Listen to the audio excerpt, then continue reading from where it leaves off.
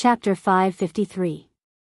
Even though there would always be ambitious and ruthless people emerging from every generation, each of them dominating the world for 100 years, and there were only so many colors, such as white clothes, green clothes, red clothes, or purple clothes, there had never been such a white-clothed person in history. Wherever he went, he would kill gods and Buddhas that stood in his way. When he first came to the pugilistic world, no less than 1,000 people had died by his hands. Among them were the innocent commoners who had blocked his way. They might have only taken a second glance at him, but there were also heroic heroines who had rushed over to intercept him after hearing the news. However, this white-clothed devil did not stop his footsteps. He traveled through 8 provinces and finally killed his way to the northern Mang royal court.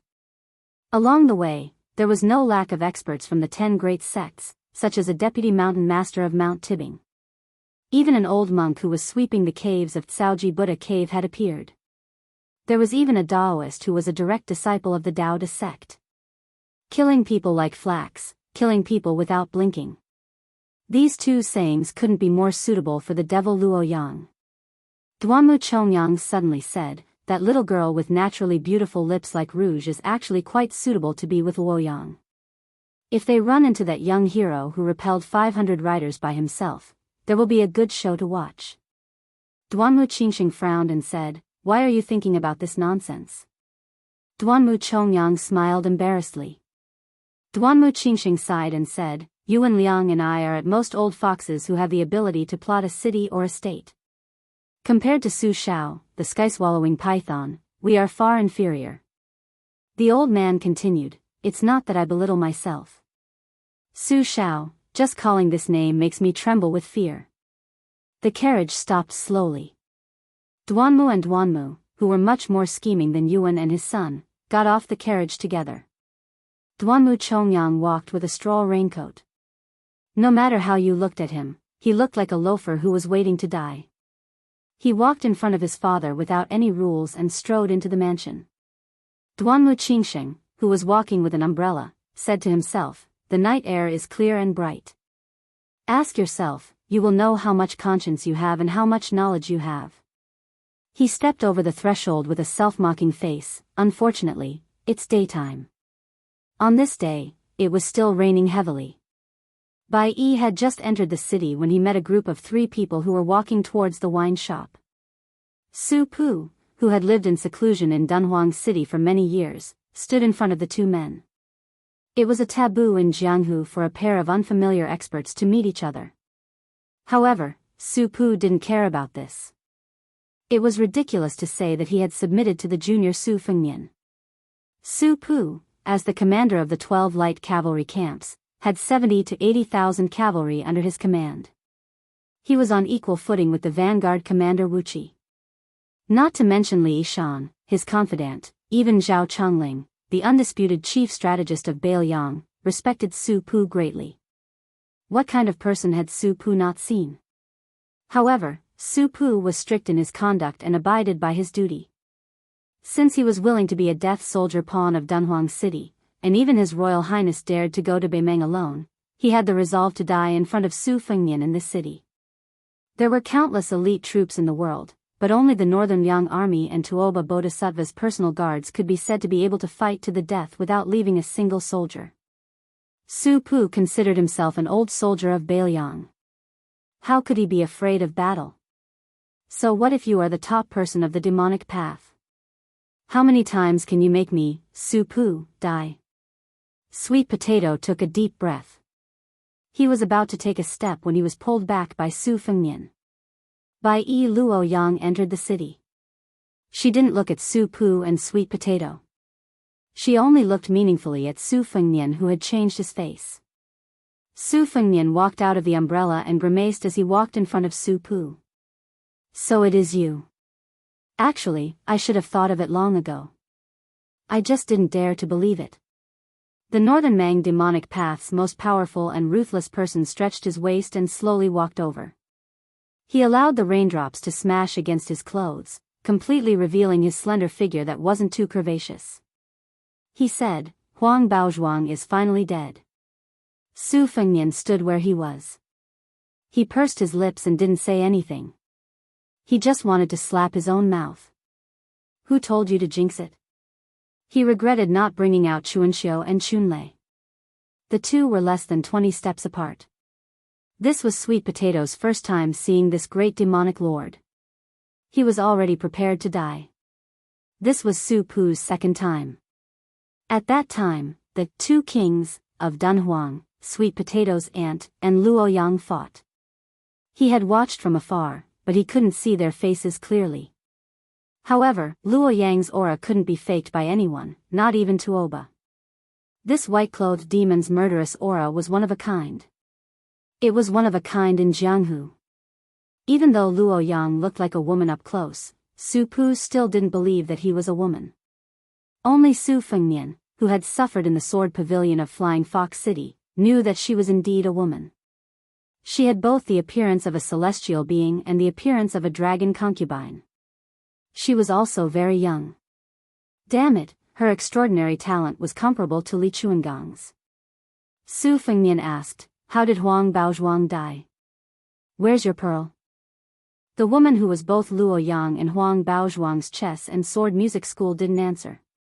She just touched her stomach and said, "I'm hungry again." Su Fengnian knew that this crazy woman had said that she would kill people when she was hungry. Compared to the kind and innocent Huang Baozhuang, she was like heaven and earth.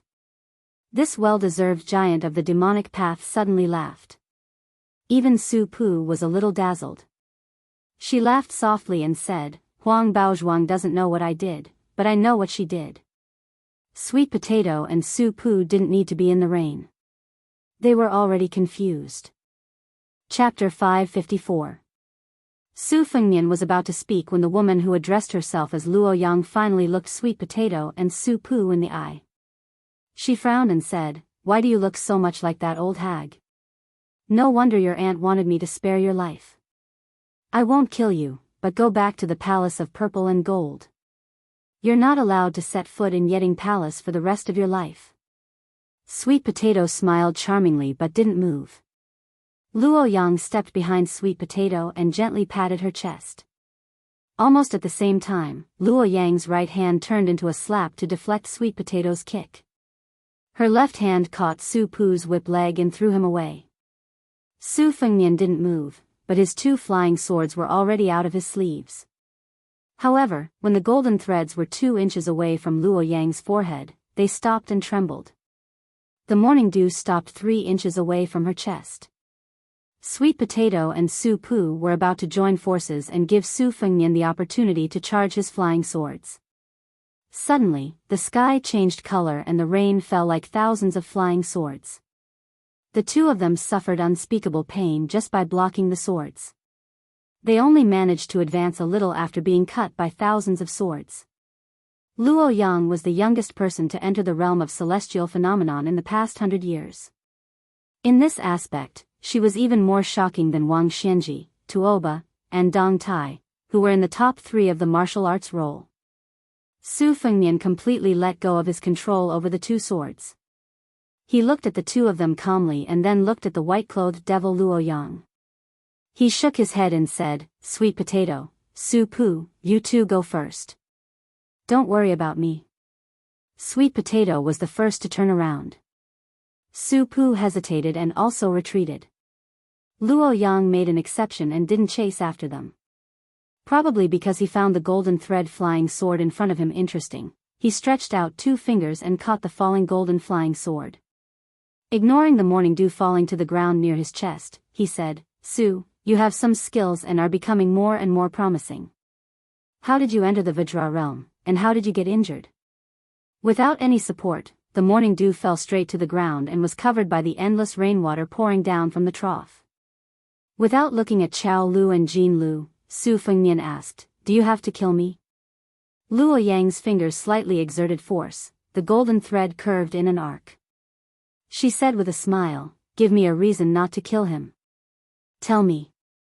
"Forget it, you're going to die anyway. I'm more interested in knowing your true identity." Su Fengnian said bluntly, "Su Fengnian." Luoyang said expressionlessly, "It's not as nice as Su Jianxia." Su Fengnian laughed. Without any guidance, the morning dew rose and stabbed toward the white-clothed demon's chest again. This attack was sufficiently sinister and tricky, and the timing was flawless. Even the blind zither player Shue Songguan would be caught unprepared.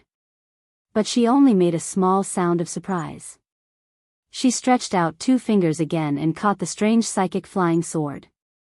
Suddenly, she said, Wu family's secret sword nurturing technique. It seems your talent in the way of the sword isn't as good as your use of the blade. You have a total of 12 flying swords, but only this little thing has a complete sword embryo. Su Fengnian, who had been ridiculed for his talent for the first time, didn't jump up and curse. He stood quietly where he was.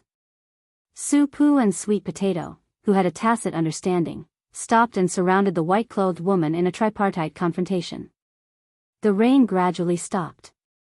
There were no mountains here, so the mountains didn't turn green after the rain. Luo Yang asked, I've heard that you're half a disciple of Li Chungang. But what's your relationship with Dong Tai? You'd better have some relationship. I killed my way here because I wanted to send a message to this new immortal swordsman. I want to fight him. Do you really think you're invincible? Su Fengnian spat and laughed, give me back my Huang Baozhuang. Compared to a demon like you, I prefer that gentle girl. Luo Yang laughed, her killing intent overflowing. But it wasn't directed at the blabbermouth Su Fengnian, but at the man on the city wall who carried the nameless sword. She mocked, no wonder you're so bold. So it was him who sent you a message. The dark clouds dispersed, and only a ray of sunlight shone through the cracks in the sky. It happened to shine on the swordsman's body. He looked like an immortal descending from the heavens. The middle-aged swordsman with a plain face floated down and said with a smile, I did send a message to this kid, but my original words were for him to say, do you think you're worthy of looking down on Dong Tai? Su Fengnian curled his lips, if it was Li Chungang, it would be more like it. Luo Yang flicked away 2 dispensable flying swords with her finger. She looked at the new champion swordsman of this generation who had just fought with Tuoba, her eyes burning. She stomped her foot. The rain on the street splashed up into countless flying swords. You're the 3rd most powerful swordsman in the world, so I'll kill you with my flying swords. The reason I'm ranked behind you is because I haven't fought you yet. That's all. This was the conceit of the 4th most powerful person in the world, Luo Yang. Dong Tai didn't look at the thousands of flying swords with awe-inspiring sword intent. He glanced at Su Fengnian and said calmly, in this battle, I owe Li Chungang the favor of lending me his sword and teaching me. Stand further away and watch carefully with your eyes closed. Watch carefully with his eyes closed. Outsiders might not understand, but Su Fengnian, who had just entered the Vajra realm, knew the meaning of this. Just like after the sword embryo was completed, controlling the sword with qi became useless. It was far inferior to controlling the sword with the will of the heart, which was why she couldn't kill him in one strike. It wasn't that the flying swords weren't sharp enough, but that Su Fengnian's mental state was still insufficient. If it were Dong Tai, who was truly unparalleled in the art of killing, Luo Yang wouldn't have been able to do it so easily. If Dong Tai claimed to be the 2nd most powerful swordsman, no one would dare to claim to be the 1st. Even Li Chungang didn't deny this point. If Su Fengnian watched the battle with his eyes open, he would have to pick up sesame seeds and throw away watermelons. The gains wouldn't make up for the losses. After he closed his eyes, one of his 5 senses would disappear, but the other 4 senses would be imperceptibly strengthened. This was the same principle as how blind people tended to have better hearing and deaf people tended to have better eyesight. After letting Sweet Potato and Su Pu leave at ease, he skimmed along the street. After about half a mile, he sat cross-legged with his eyes closed. On this day, not only did the southern wall of Dunhuang City collapse, but the southern city where Su Fengnian sat was also destroyed. The final result of this battle was that the 3rd most powerful person was still the 3rd most powerful person, and the 4th most powerful person was still the 4th most powerful person. Chapter 555. When Su Fengnian opened his eyes, he only saw Dong Tai squatting by his side. There was no sign of the devil Luo Yang. Su Fengnian was shocked to see a pale face like a thin piece of golden paper. Dong Tai, carrying a nameless sword on his back, looked at the ravines and collapsed city walls. He said calmly, "After the battle with Tuoba, I didn't win or lose. I traveled east to the ruins of the 9 swords of the Wu family. Along the way, I saw the master of the Banbing Mountain, the bronze man from the chess and sword music school, and several devils. I fought each of them once. As for this Luo Yang, who just defeated Hong Jingyan, I found her in the air a long time ago. This tag team battle started with Tuoba and ended with Luo Yang. I didn't come here in vain. You're unlucky." After entering the city, she didn't have any killing intent. After sensing my sword aura, she wanted to use you as bait to force me to show myself. Su Fengnian said with a smile, "Beimeng didn't do the right thing this time." The new sword deity without a donkey or a peach blossom branch stood in front of a ravine. "I split the water when I see the water, I split the mountain when I see the mountain. This is the way of the sword Li Chungang lent me. Even if the 9 people on the martial arts ranking were waiting in front, I wouldn't be able to take a detour. It might be a bit of a disappointment if I told other people about this, but since you came to Beimeng alone, you should be able to understand a little." Dong Tai seemed to know what Su Fengnian wanted to ask. He smiled warmly and said slowly, "Senior Li's sword split the mountain and the sky. I used my swordsmanship to seek the Tao and took a narrow path. Senior Li lent me his sword not because he wanted me to take his broad path, but because he showed me the scenery on that path. He didn't want me to change my path. This is the most valuable part. When I gave you the sword, I deliberately hid the secret of the 12 flying swords. Apart from wanting you to comprehend the Tao and cultivate on your own, it was also because I wasn't straightforward enough. If it were Senior Li, he wouldn't have been so shy." Su Fengnian nodded. Dong Tai turned his head and glanced at him with a smile in his eyes. "You're straightforward and not pretentious. No wonder Li Chungang thought so highly of you." Su Fengnian smiled shyly. Su Fengnian was a junior interacting with his relatives and elders was of course because they were relatives. That was a senior. Dong Tai was not a man who stood out from the crowd. He was middle-aged and always had a smile on his face. He was more like a good-tempered and easygoing neighbor uncle.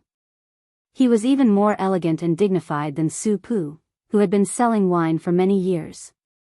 Especially when he didn't unsheath his sword and return to its original state, he was even more humble and amiable. Of course, Su Fengnian had also secretly imagined Dong Tai riding a donkey and shaking the peach blossoms.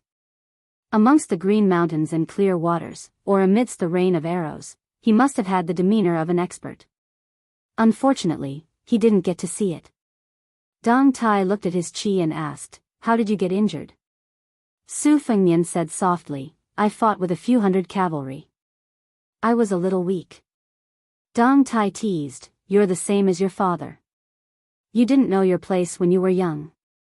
To be honest, a few years ago, I had always felt that Su Xiao was not worthy of my sister and felt that it was not worth it for her. This time, when I went to northern Mang, I was stopped at the border. Su Xiao shamelessly caught me and forced me to drink. My impression of him changed a lot.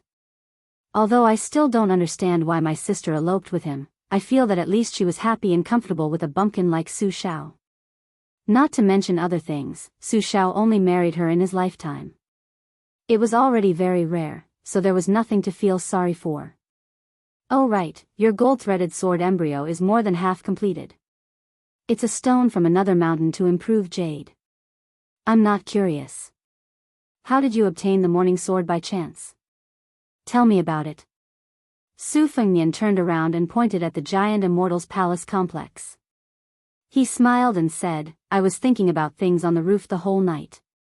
When the sun rose from the east and the first rays of the morning sun came from the east to the west and fell on me, I suddenly figured it out.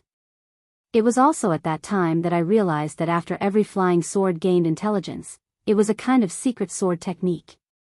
Dong Tai nodded and said softly, "That's why you can't talk about Tao with someone who doesn't have a root vessel. Your talent is not bad." Su Fengnian asked cautiously, "My eyes are bad. I didn't see whether there was a big disparity between you and Luo Yang." Dong Tai smiled and said, "There wasn't a big disparity. Luo Yang just defeated her martial brother from the chess and sword music school, Hong Jingyan. She came riding on the momentum. I, on the other hand, had to fight bitterly. Therefore, her 800 rain sword strikes all hit me solidly. Right now my 5 viscera and 6 bowels are not feeling well.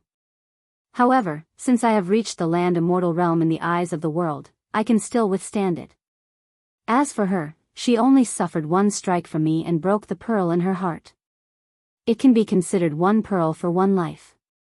Half of it was done on purpose, and half of it was because she couldn't escape this calamity. Perhaps she wanted to kill 2 birds with 1 stone by inviting me to a duel. If you have the guts, go and investigate it yourself. Su Fengnian shook his head straightforwardly and said, I'm lucky that she didn't come looking for me. I won't dare to seek trouble for myself. Dong Tai looked at the sky and sighed softly. That old man Wang Xianji has been waiting for 60 years. We haven't been able to pull him down. Tuoba and Chao Chongqing can't do it either. In the future, it's up to you, Luo Yang, Nangong Puji, and the other youngsters. Su Fengnian was surprised. Dong Tai didn't keep him in suspense and answered, I want to look for people with special abilities in the immortal mountains overseas to sharpen my swordsmanship. Dong Tai smiled open-mindedly and said, there are millions of swordsmen in the world. There should be a few who truly live for the sword and die for the sword. Maybe in the future, if I can't return to the Central Plains, I'll borrow a sword before I die. Otherwise, the Jianghu will forget Dong Tai. Chapter 556. He then corrected himself, it's okay to forget Dong Tai, but you can't forget Dong Tai's sword. Before Dong Tai left, he pointed at the ruins in front of him. Seeing Su Fengnian nod, he said, Beimang's peaceful and blessed land has a foggy heavenly gate in the Tao Te sect. If you have the chance, you must go and take a look. Dong Tai carried his sword and chanted softly, drifting into the distance. A dream like a banana, a deer like a mayfly, with a sword on its back, climbing up the cliff. For the next 3 days, a young scholar could be seen at the southern gate, carefully examining every sword mark and every ravine. The whole of Dunhuang City did not have the heart to care about such trivial matters. After knowing that the devil Luo Yang entered the city and entered the Yeting Palace, almost 10,000 people fled in one night. Later, when they saw that Luo Yang did not indiscriminately kill the innocent and that the palace master of the Purple Gold Palace, Yan Ji, put out a notice to appease them, only then did 3,000 to 4,000 people return to the city. Other than the white-clothed Luo Yang, who had recently become the 4th person on the martial arts roll, the most talked about was the wine seller Su Pu, who had become the deputy governor of Dunhuang City and climbed to a high position that was second only to the 2 of them. Some said that this person was the former governor's male companion, while others said that he was a devil who had hidden very deeply. Some of the customers who had visited the shop were complacent and said that they had long seen through Su Pu's ability. As for Boss Chiao, who had received a dozen sets of porcelain bowls and 5 or 6 spring festival couplets from the old eunuch, after a short period of trembling, he felt even more honored and his status skyrocketed. He had become the most popular merchant in the city. Su Fengnian was originally an outsider, so he did not care about worldly affairs. He only cared about the spearhead, looking for the swordsmanship formula from the thousands of scars and comparing it with the bladesmanship manual. He benefited a lot. When they left Dunhuang at noon, the southern part of the city was deserted, so he and Sweet Potato and Su Pu went to a wine stall on the eastern side of the city to drink before leaving. The stall owner was shallow, but shrewd. He did not recognize the 3 of them and only thought that they were high-ranking officials and dignitaries in the city that he could not afford to offend. He did not dare to carelessly quote a high price for their drinks. The 3 of them sat at a table in the corner. The reason why Su Fengnian chose to leave the city at this time was because Sweet Potato's affairs were orderly. He had nothing to do if he stayed there. Furthermore, Luo Yang had only stayed in the Yeting Palace for 2 days before quietly leaving. Without this mortal enemy in the palace, Su Fengnian did not dare to lower his guard. Su Pu was in high spirits. He used his chopsticks to hit the porcelain bowl like a stone hammer and softly hummed a Bailiang quarry song. It was a minor tune that was suspected of being out of tune, but it was particularly warm to the ears. It was a farewell to Su Fengnian. Su Pu was not a blockhead who did not understand the ways of the world. He was the first to get up and bid farewell. Not long after, on the way back to the city, he saw a carriage pass by. The curtain lifted a corner, and outside the carriage, a man and a woman looked at each other. Their footsteps did not stop, and the carriage did not stop. The sweet-tempered woman in the carriage was biting her lips, her cheeks filled with tears. Su Fengnian asked in a low voice, "It's her?" Sweet Potato laughed, "Isn't it? What a coincidence." Su Fengnian shook his head and said, "What coincidence? Someone arranged it. Of course, it's not her intention." Sweet Potato laughed it off. She was not unfamiliar with the knack of it. It was just that once she said it out loud, even the slightest aftertaste would be gone. You see how charming Qing Shan is, you expect Qing Shan to be like this. This is called mutual affection. You see how charming Qing Shan is, but Qing Shan sees you as a pile of shit. This is called wishful thinking. Qing Shan sees how charming you are, but you take a pile of shit on the mountain. You want Qing Shan to treat you like the first time you met her. This is a person's heart is not enough.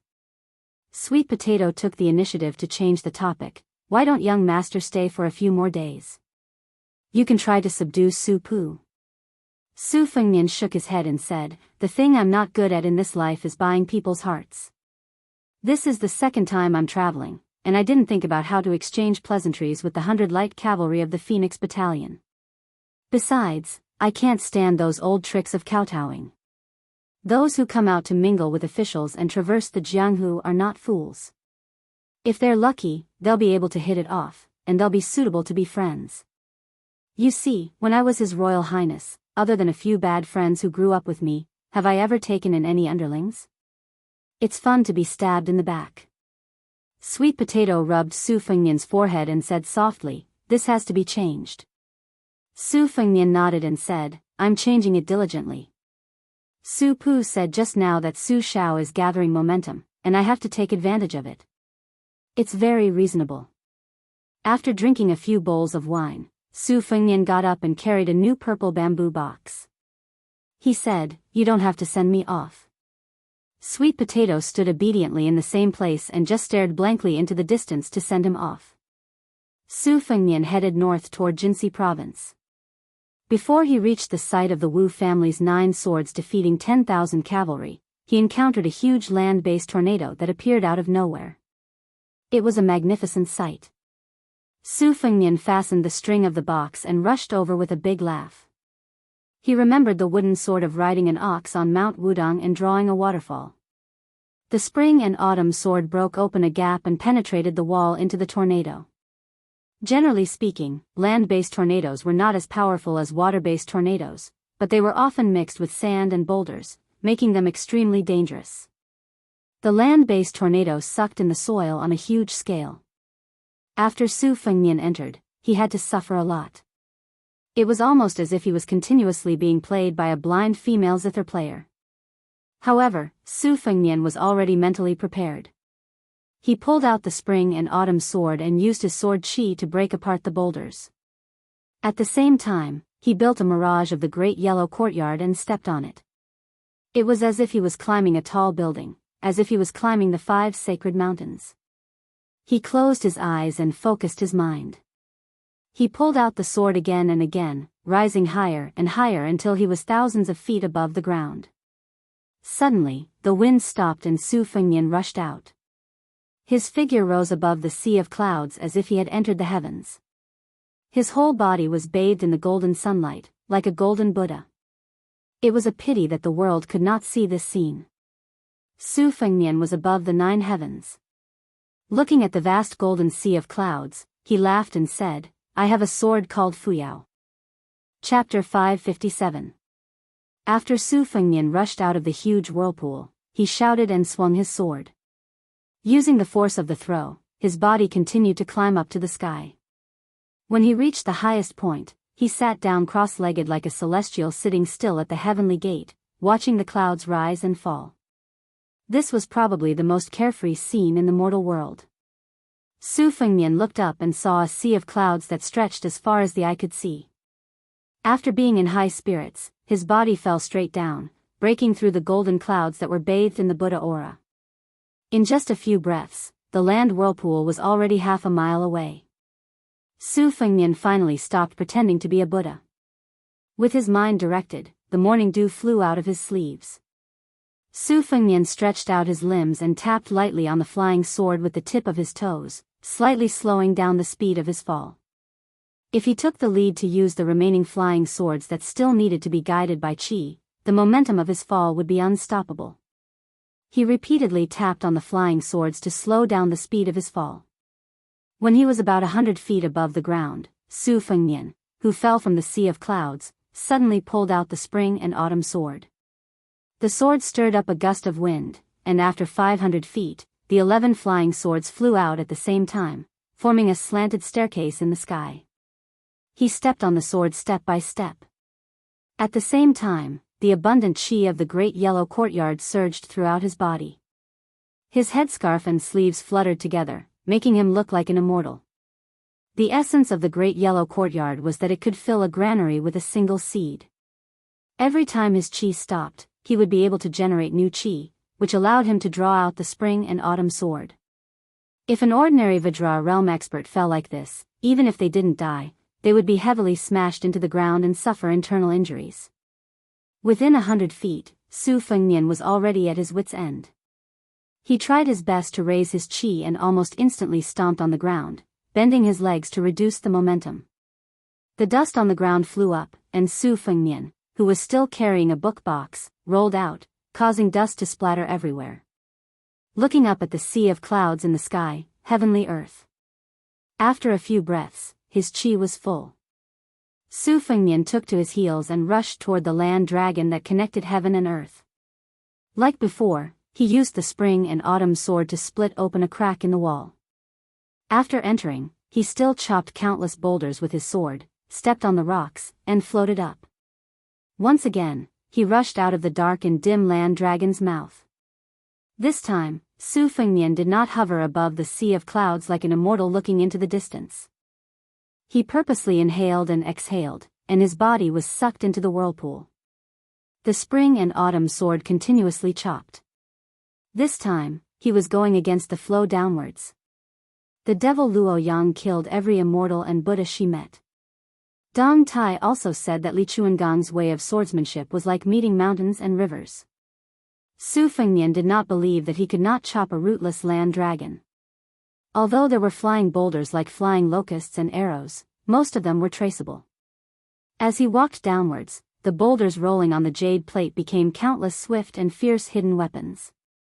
Fortunately, Su Fengnian had personally experienced the dense killing caused by the blind lady Shues Songguan zither controlling the raindrops. He walked to the middle of the land dragon with great difficulty. After taking a few breaths, he still felt that he could not withstand it. He gritted his teeth and held on for a while. Finally, he stopped joking around with his life. He turned around and flew out of the mouth of the pot before falling back down. It was as if he was once again in the situation outside the gate of Dunhuang where the 500 cavalry took turns to attack. During this time, he was scraped by the debris until he was covered in blood. Fortunately, he was still able to raise his sword when he was thrown out of the pot for the third time. Since he had lost a lot of blood, he did not want to waste it. In this way, Su Fengnian followed the land tornado to the north.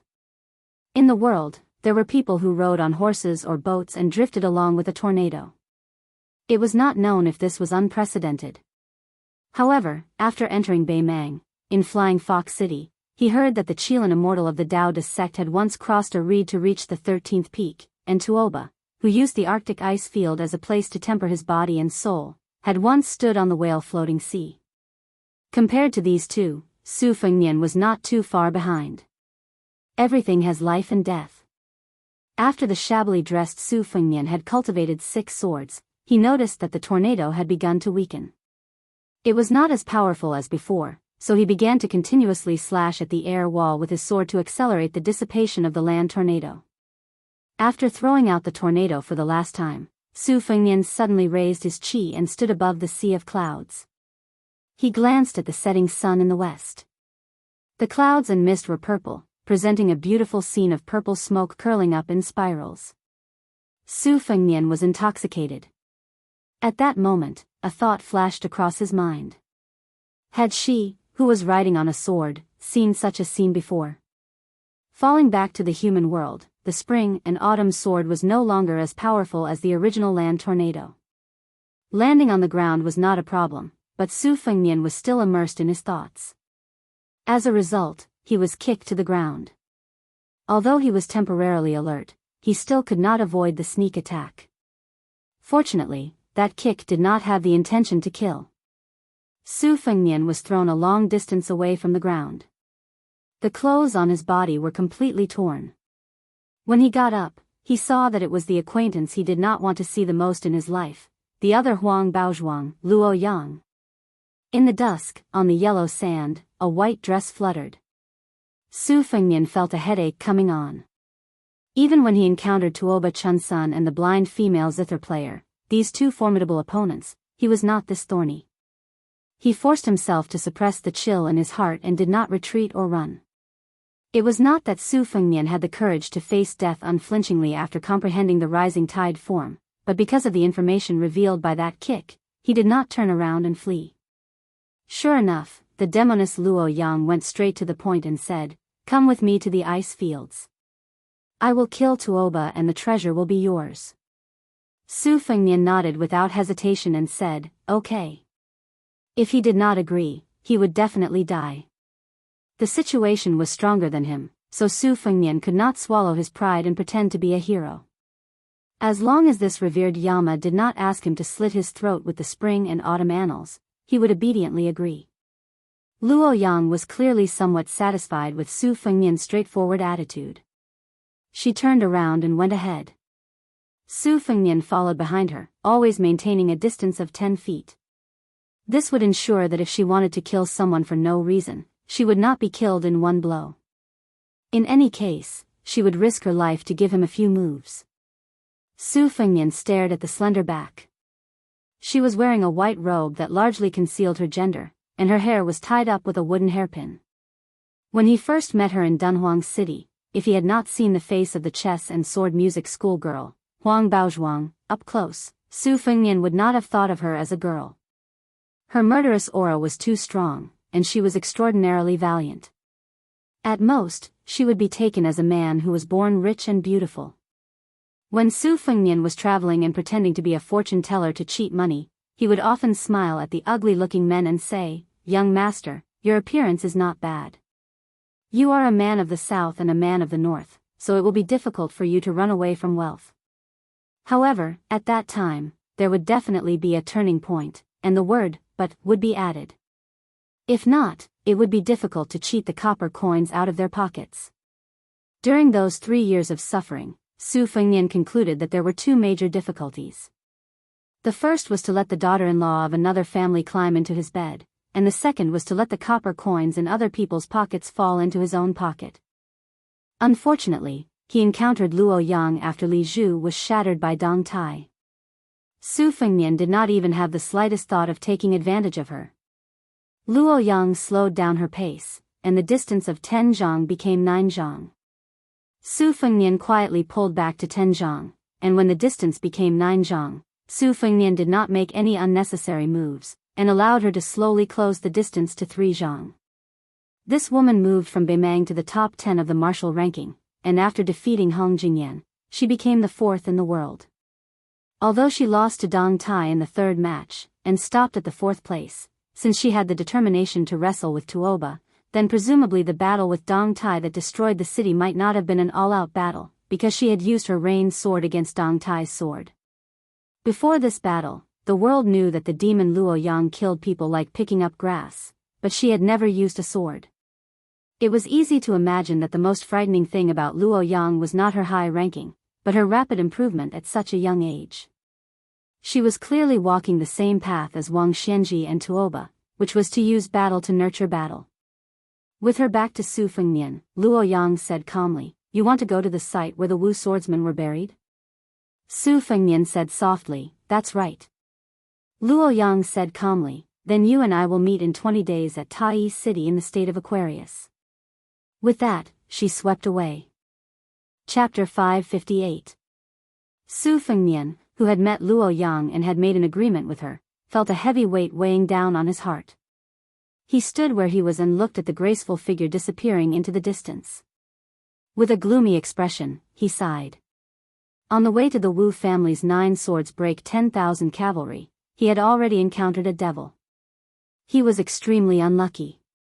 As soon as this thought came to his mind, Su Fengmian, who had jinxed himself once in Dunhuang, slapped himself hard on the face.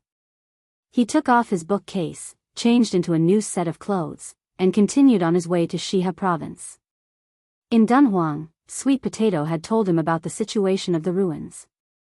200 years ago, after the Wu family's sword tomb's elites had all come out and completed the magnificent feat of destroying everything, Bimeng did not fly into a rage out of humiliation and vent his anger on the bodies of the Wu family swordsmen. On the contrary, he gave them a grand burial. The swordsmen who died in battle were given a grave, a tablet, and a sword. A few swordsmen who did not accompany him at that time entered Bimeng one after another and built a hut to guard the tomb until they died of old age. Bimeng, who specially stationed a team of armored cavalry at the battlefield, did not harm the swordsmen.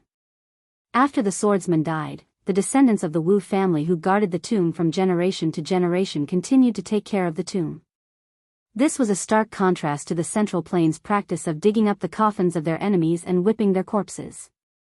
When the scholars and celebrities of the Central Plains talked about the customs of the 2 dynasties, they only said that the northern barbarians drank raw meat and blood and were despicable.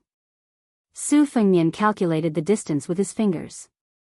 When he arrived at his destination in Shihe State, he found out that the ruins were located in a small basin with a radius of 3 to 4 miles. What made him not know whether to laugh or cry was that perhaps there were too many sword practitioners who came here because of its reputation. Around this sunken basin, there were stacks of stalls selling wine, tea, and fruits. Without exception, no matter what the main business was, there were stacks of martial arts manuals stacked on top of the stalls. Among them, the Wu family's swordsmanship manuals were the most numerous. Their names were very scary, such as 9 Swords of the Wu family's Immortals, 10 Sword Techniques of the Sword Tomb, and so on. There were also other secret manuals, most of which had the subtitle 18 Styles of Wang Xianji's Lifelong Secret Art. In any case, they were just scaring people. Su Fengmian spent some money to buy a bag of Shihe's specialty dried green fruits and dates. He picked up one of the manuals in front of him, which had the words, "If you miss this book, you will regret it for the rest of your life," written on the cover of the book. The vendor was a short middle-aged man with shifty eyes. When he saw business, he immediately spat, "Young hero, this secret manual is extraordinary. After reading this book, as long as you practice diligently for a few years, I can guarantee that you will become a level 3 expert. Don't look at the tattered books of the Wu family's swordsmanship that are sold at the next stall, which are full of extravagant praises. In this world, there is no such thing as becoming a sword immortal after just a few glances.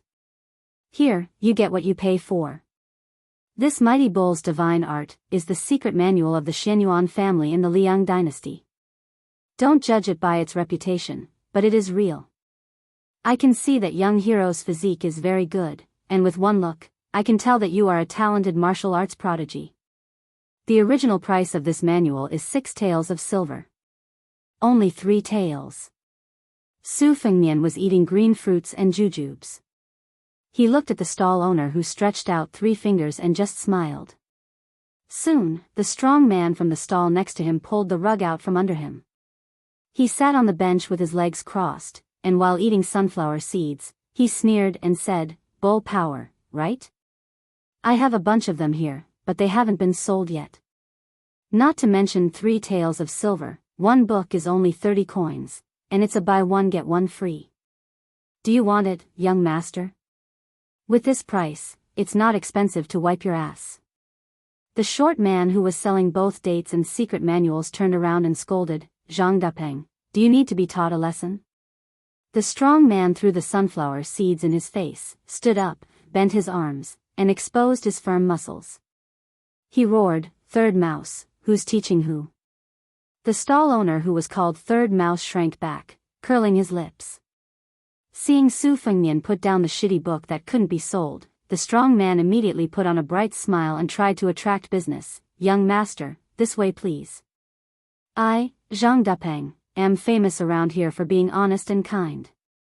When doing business, the most important thing is that if you don't like it, I'll sell it to you at a discount. After 3 years, if you haven't mastered the divine art, I'll compensate you with double the price. Come, take a look at this book. Sword opens the gate of heaven. It records the old god of swords, Li Chuangang's famous secret art.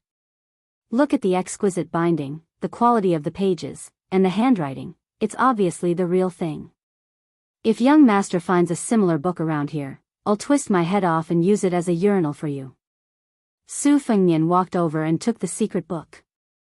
It was obvious that compared to the dense books sold by ordinary stalls, he put more thought into it and asked the price. "How much is it?" The strong man, who was about to say 1 tael of silver, forcefully swallowed it back. Out of the corner of his eye, he saw that Third Mouse next door wanted to take revenge. He stared at the bastard and scared him into silence. He hesitated for a moment, squeezed out a sincere smile, and said firmly, 90 taels, I don't bargain here. Su Fengnian reached for the dry purse at his waist and fished out about 30 copper coins.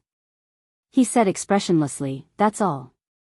The strong man hurriedly grabbed the copper coins. "Friendship is important, friendship is important.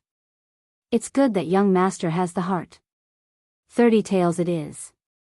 Zhang Dapeng is not the kind of person who would be moved by money. Su Fengnian put the secret book into the box on his back. The stall owner, Zhang Dapeng, did not forget to flatter the young customer with a long sword on his back. "One look and I can tell that young master is a master of swordsmanship. Your future is immeasurable. If you amaze the world with a single brilliant feat in the future, don't forget to tell others about Zhang Dapeng's sword opens the sky gate." Su Fengnian nodded and smiled, Of course, of course." Zhang Dapeng saw that he was about to turn and leave, so he quickly dug out a handful of melon seeds from the bowl and said with a smile, "Young master, don't mind. These things can pass the time. Take your time and walk slowly. Maybe you can even pick up a few peerless secret books." The ruins were separated by a fence, and the stalls were built along the edge of the fence. Su Fengnian slowly walked half a circle, but he did not meet any strange people. He saw a sloppy old man sandwiched between 2 stalls. There was only a piece of cotton cloth in front of him, and a few secret manuals were placed on top of it. It seemed that his business had been poor for many years, and the shabby old man was squatting and taking a nap. The 2 neighbors, one was selling wine and the other was selling tea. Their business was not bad, and there were 3 or 4 tables for customers. Su Fengnian saw only a young man and a young woman sitting at a wine table. Their temperament was outstanding in this basin, so he walked over and asked if he could have a seat. The man in satin clothes frowned and was about to refuse, but the woman with a golden hairpin pressed on the back of his hand and said softly, "Young master, please help yourself." Su Fengnian waved his hand and asked the owner of the tavern about the price of the drinks. There were not many drinks sold in the tavern by the weight and the number of bowls. Naturally, they were all coarse drinks that were not presentable. They could quench one's thirst, but it was difficult to get drunk. Su Fengnian ordered a bowl of white wine under the guise of Apricot Blossom Village. With his back to the young man and woman, he bent over and read a few books that the shabby old man had placed on a shabby cotton cloth. There was nothing special about them. The martial arts manuals that followed the trend were not novel at all. When the arrogant man at the opposite table saw this scene, his eyes became even more disdainful and the corners of his mouth curled up into a mocking smile. The tavern owner brought a bowl of cheap distiller's grains. He kindly kicked the old neighbor and reminded him in a bad mood, "Watch the business." The squatting old man was awakened by the kick. His eyes were cloudy. When he saw a drinker bending over to read the secret manuals, he smiled in a hurry. However, his smile showed that he had no front teeth. The drinking man sneered, and the delicate woman chuckled.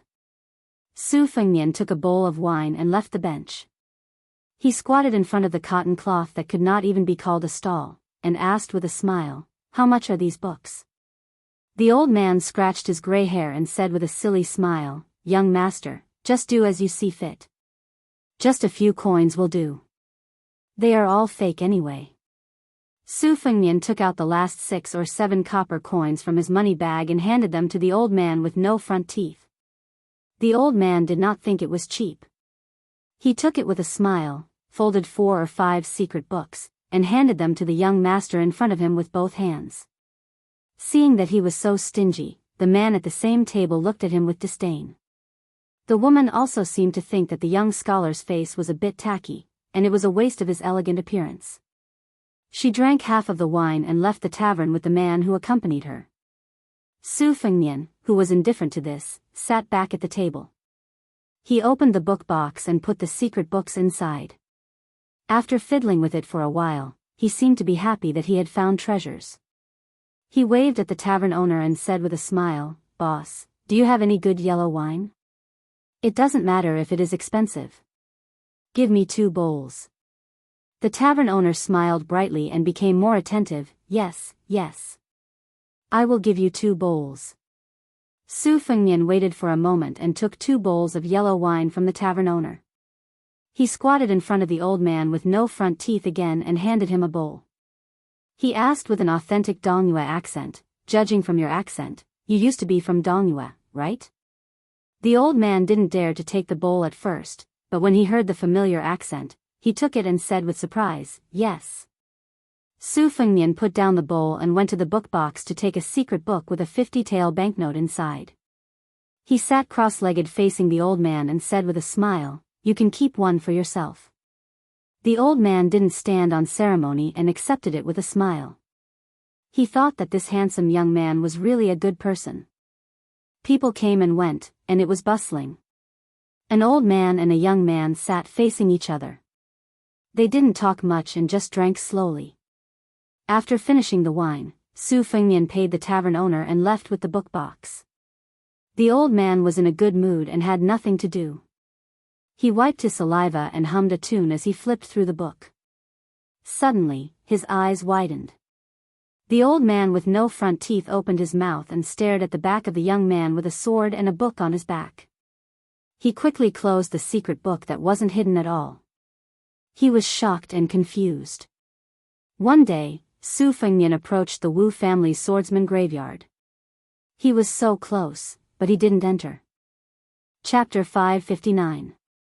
With old Huang and the old man wearing the sheepskin fur coat, these 2 swordsmen in front of him, it did not matter whether he saw the Wu family ruins or not. Su Fengnian passed by the Wu family ruins but did not enter it. Walking up the northern hillside, he found a group of buildings that were neither donkey nor horse, half temple, half Taoist temple, green and white-robed Taoist priests and red-robed lamas mingled together, each of them soliciting pilgrims. Su Fengnian gnawed on dried green fruit and dates, bypassing the red-mottled outer wall, and stopped at the door to the rear courtyard. There was a bright red Taoist peach talisman hanging above the door. The couplet was written in the characters of the Central Plains. It was rare to see the strong strokes and silver hooks. It was quite a Buddhist style. No matter how lawless you are, seeing this bright mirror hanging high above, ask yourself if you still have the guts. You must know that I can be lenient and forgiving. Put down the butcher's knife and quickly turn around. Su Fengnian crossed the threshold. It was dusk. A group of lamas wearing red robes had finished their evening classes and were sitting on the floor of the corridor outside the main hall, discussing sutras. The older lamas were already 70 or 60 years old. The younger ones were only 7 or 8 years old. They were all wearing red velvet robes. Some of the more lively young lamas simply sat on the railing. They had not been cultivating for a long time, making a string of squeaking noise. The older lamas held the Buddhist prayer beads in front of their chests. Their expressions varied. Some of the debaters were in high spirits, some had knitted brows, while the spectators were either deep in thought or cheerful. Su Fengnian did not approach. He stood quietly in the distance, listening with some difficulty to those Bimang-gatha debating with each other. The last rays of twilight scattered. Several of the young lamas, who were absent-minded during the debate, saw the pilgrim Su Fengnian. They grinned and turned their heads to whisper to each other. It was not clear whether they were talking about the new sutras and Buddhist doctrine, or the appearance of a certain elder sister who burned incense the day before. The inside and outside of the courtyard were only a few feet high, a small threshold that could be crossed in one step. But to be out of the secular world was the big threshold. Su Fengnian walked along the wall. Along the way, a middle-aged monk came toward him with a wooden basin in his hand. His expression was calm. He gently saluted with one hand. Su Fengnian returned the salute and went to burn 3 incense sticks outside the main hall to worship the Buddha, the Dharma, and the monks. For some reason, he thought of the impending catastrophe of the 2 dynasties, as well as the dragon tree monks saying that one must have the Buddha's heart even without the Buddha's image and Buddhist scriptures. He sighed with emotion. Could an old monk of the 2 Zen temples withstand it? Su Fengnian shook his shoulders, tightened the belt, and slightly hung the bookcase. He was about to find a way to leave through the main entrance when he saw a familiar man and woman coming out of the hall. They were the diners sitting at the same table at the wine stall. The man wore a silk robe, his face was like jade, and he had an elegant demeanor. Around his waist hung a string of golden chains, which was very popular among the scholars of the Southern Dynasty. The woman was delicate and virtuous, wearing a golden hairpin, and her hair was swaying. She had the appearance of a pretty girl from a humble family, but she had the air of a lady from a noble family. The young, handsome man was talking to his companion about the 32 forms of Buddhism, and conveniently explained the difference between the golden body form of Buddhism and the Vajra realm of first-grade martial artists. His words were profound and simple, and it was obvious that he was familiar with the classical classics of Buddhism. The woman nodded her head gently.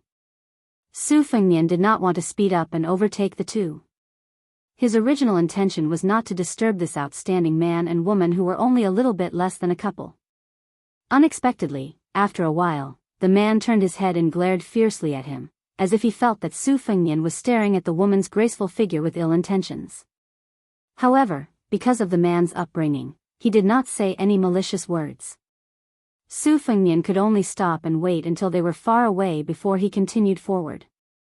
With his hearing, he heard the man angrily say, "My dynasty's dharma is already at the end of the world, and it should have been completely cleansed. Take these temples for example. If someone obstructs a monk from becoming a monk, even if you are the abbot, you will be cursed to be blind for generations to come. As a result, most of the monks in these temples are heretical liars who rely on Buddhism. If they don't do shady business, they don't understand what Dharma is. Buddhism is a pure land, so how can it be pure? They are a bunch of disgraceful things who deserve to be killed." The woman's temperament was gentle, her way of looking at human affairs seemed to be a lot gentler. She spoke softly, "Those lamas debating sutra are all very nice, they don't look like bad people. You deliberately offered them gold and silver, but they were unwilling to touch the money. Instead, they gave you a sutra book." The man's finger flicked the jade bracelet on his waist. "Ding dong. Ding dong," he said with a scornful sneer, "the general trend is irresistible, 1 or 2 good monks are not enough." The woman dismissed it with a laugh. Although she had her doubts, she did not argue with him. From a distance, Su Fengnian saw them burning incense and praying to heaven in front of a cauldron. In order not to annoy them, he simply sat down on the steps, took down the bookcase, and pretended to take a short break. Because the poor and pedantic old man selling secret manuals was missing his front teeth, Su Fengnian could not help but think of old Huang of Western Shu. It happened that it was this old swordsman, who was the most unreasonable swordsman, who taught Su Fengnian the most simple truth. This was probably the reason why the truth was always in a plain and quiet place. He remembered that on the way back to Biyao, after he parted with Wenhua, before he met White Fox, the 2 of them were no longer in a difficult situation like they were in the past. They were still in a difficult situation, but after they became familiar with the rules, they also became familiar with the way. Even without old Huang's help, Su Fengnian could still steal chickens, touch dogs, roast sweet potatoes, and weave straw sandals on his own. He would not starve to death, nor would he freeze to death. At that time, by chance, he saw a murder case caused by a fight over secret manuals from a distance. The secret manuals were very common, they could not even be called third-rate, but they still lost 5 or 6 lives. Old Huang, I didn't know that secret manuals are so popular in Jianghu. My Tide Listening Pavilion has several tens of thousands of copies. Why don't we sell them all at a low price? Just treat it as a good thing, okay? Won't the whole Jianghu be deeply grateful to me? How many young and beautiful heroines will secretly throw flirtatious glances at me? Just thinking about it makes me feel good. Chapter 560. Young master, you can't do that. Others don't know, but if I, old Huang, heard that there were secret manuals for free when I was young, I would also have to abandon my martial arts. In the end, not many people in Jianghu would be willing to practice martial arts. Old Huang, other than raising horses, what else can you do? Besides, you don't even know how to read. It doesn't matter how many secret manuals I give you. If you don't recognize words, words won't recognize you. Blacksmithing, young master, you don't say. When I was in my early 20s, my front teeth were still there. Old Huang, I was also a famous handsome guy within 10 miles. At least, I was the most handsome blacksmith. There was also a young lady who secretly sent me rice wine. She didn't look good, but was very perky. When I left home, I couldn't bear to drink it and buried it in the backyard. I thought that when I returned home, I would dig it out. It would definitely be fragrant. Only one jar? She could only be considered a daughter of an ordinary family. Even if she yearned for my handsome appearance, she couldn't send much. With your appearance, you were also handsome when you were young? Then wouldn't I be handsome to the heavens? Of course, I can't compare to young master. If young master was here, that jar of wine would have nothing to do with me. Enough, don't mention wine. Our throats are burning from walking. I'm dying of thirst. I know. Oh right, old Huang, how many years have you left home? Is that jar of rice wine still there? I can't remember how many years I've left home, but it should still be there. It's rice wine that can endure. It's different from the wine that young master used to drink in a glass cup. If young master has a chance to come to my house, I guarantee that you'll have a good drink. AI, talking about wine again. I'm so worried. There's smoke in front. Let's go and ask for some water. As usual, the one who opens the door is a man. If it's a woman, I'll do it. Yes. Oh right, old Huang, you only have that jar of wine left. Are you really willing to share half of it with me? Why wouldn't I be willing? If young master thinks it's good, I'll give it all to him. If it were me, I definitely wouldn't be willing. At most, I'll share half with you. Young master is an honest person. I like it. Go go go, if you're a pretty girl, I'll like you. Sigh, it's a pity that I haven't married yet. If only I had a daughter. It's up to you. I don't like it either. Old Huang, don't even think about it. Don't look at me like that. That time, he had bumped into a woman who had gone out to work.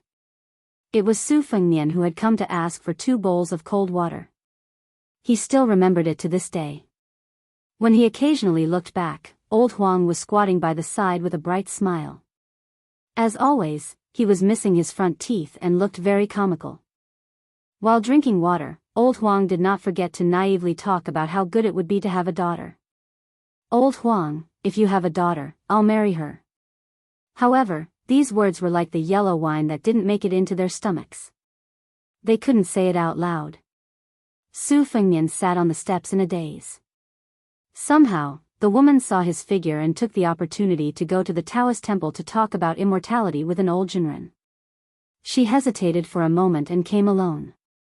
She stood at the bottom of the steps and smiled warmly.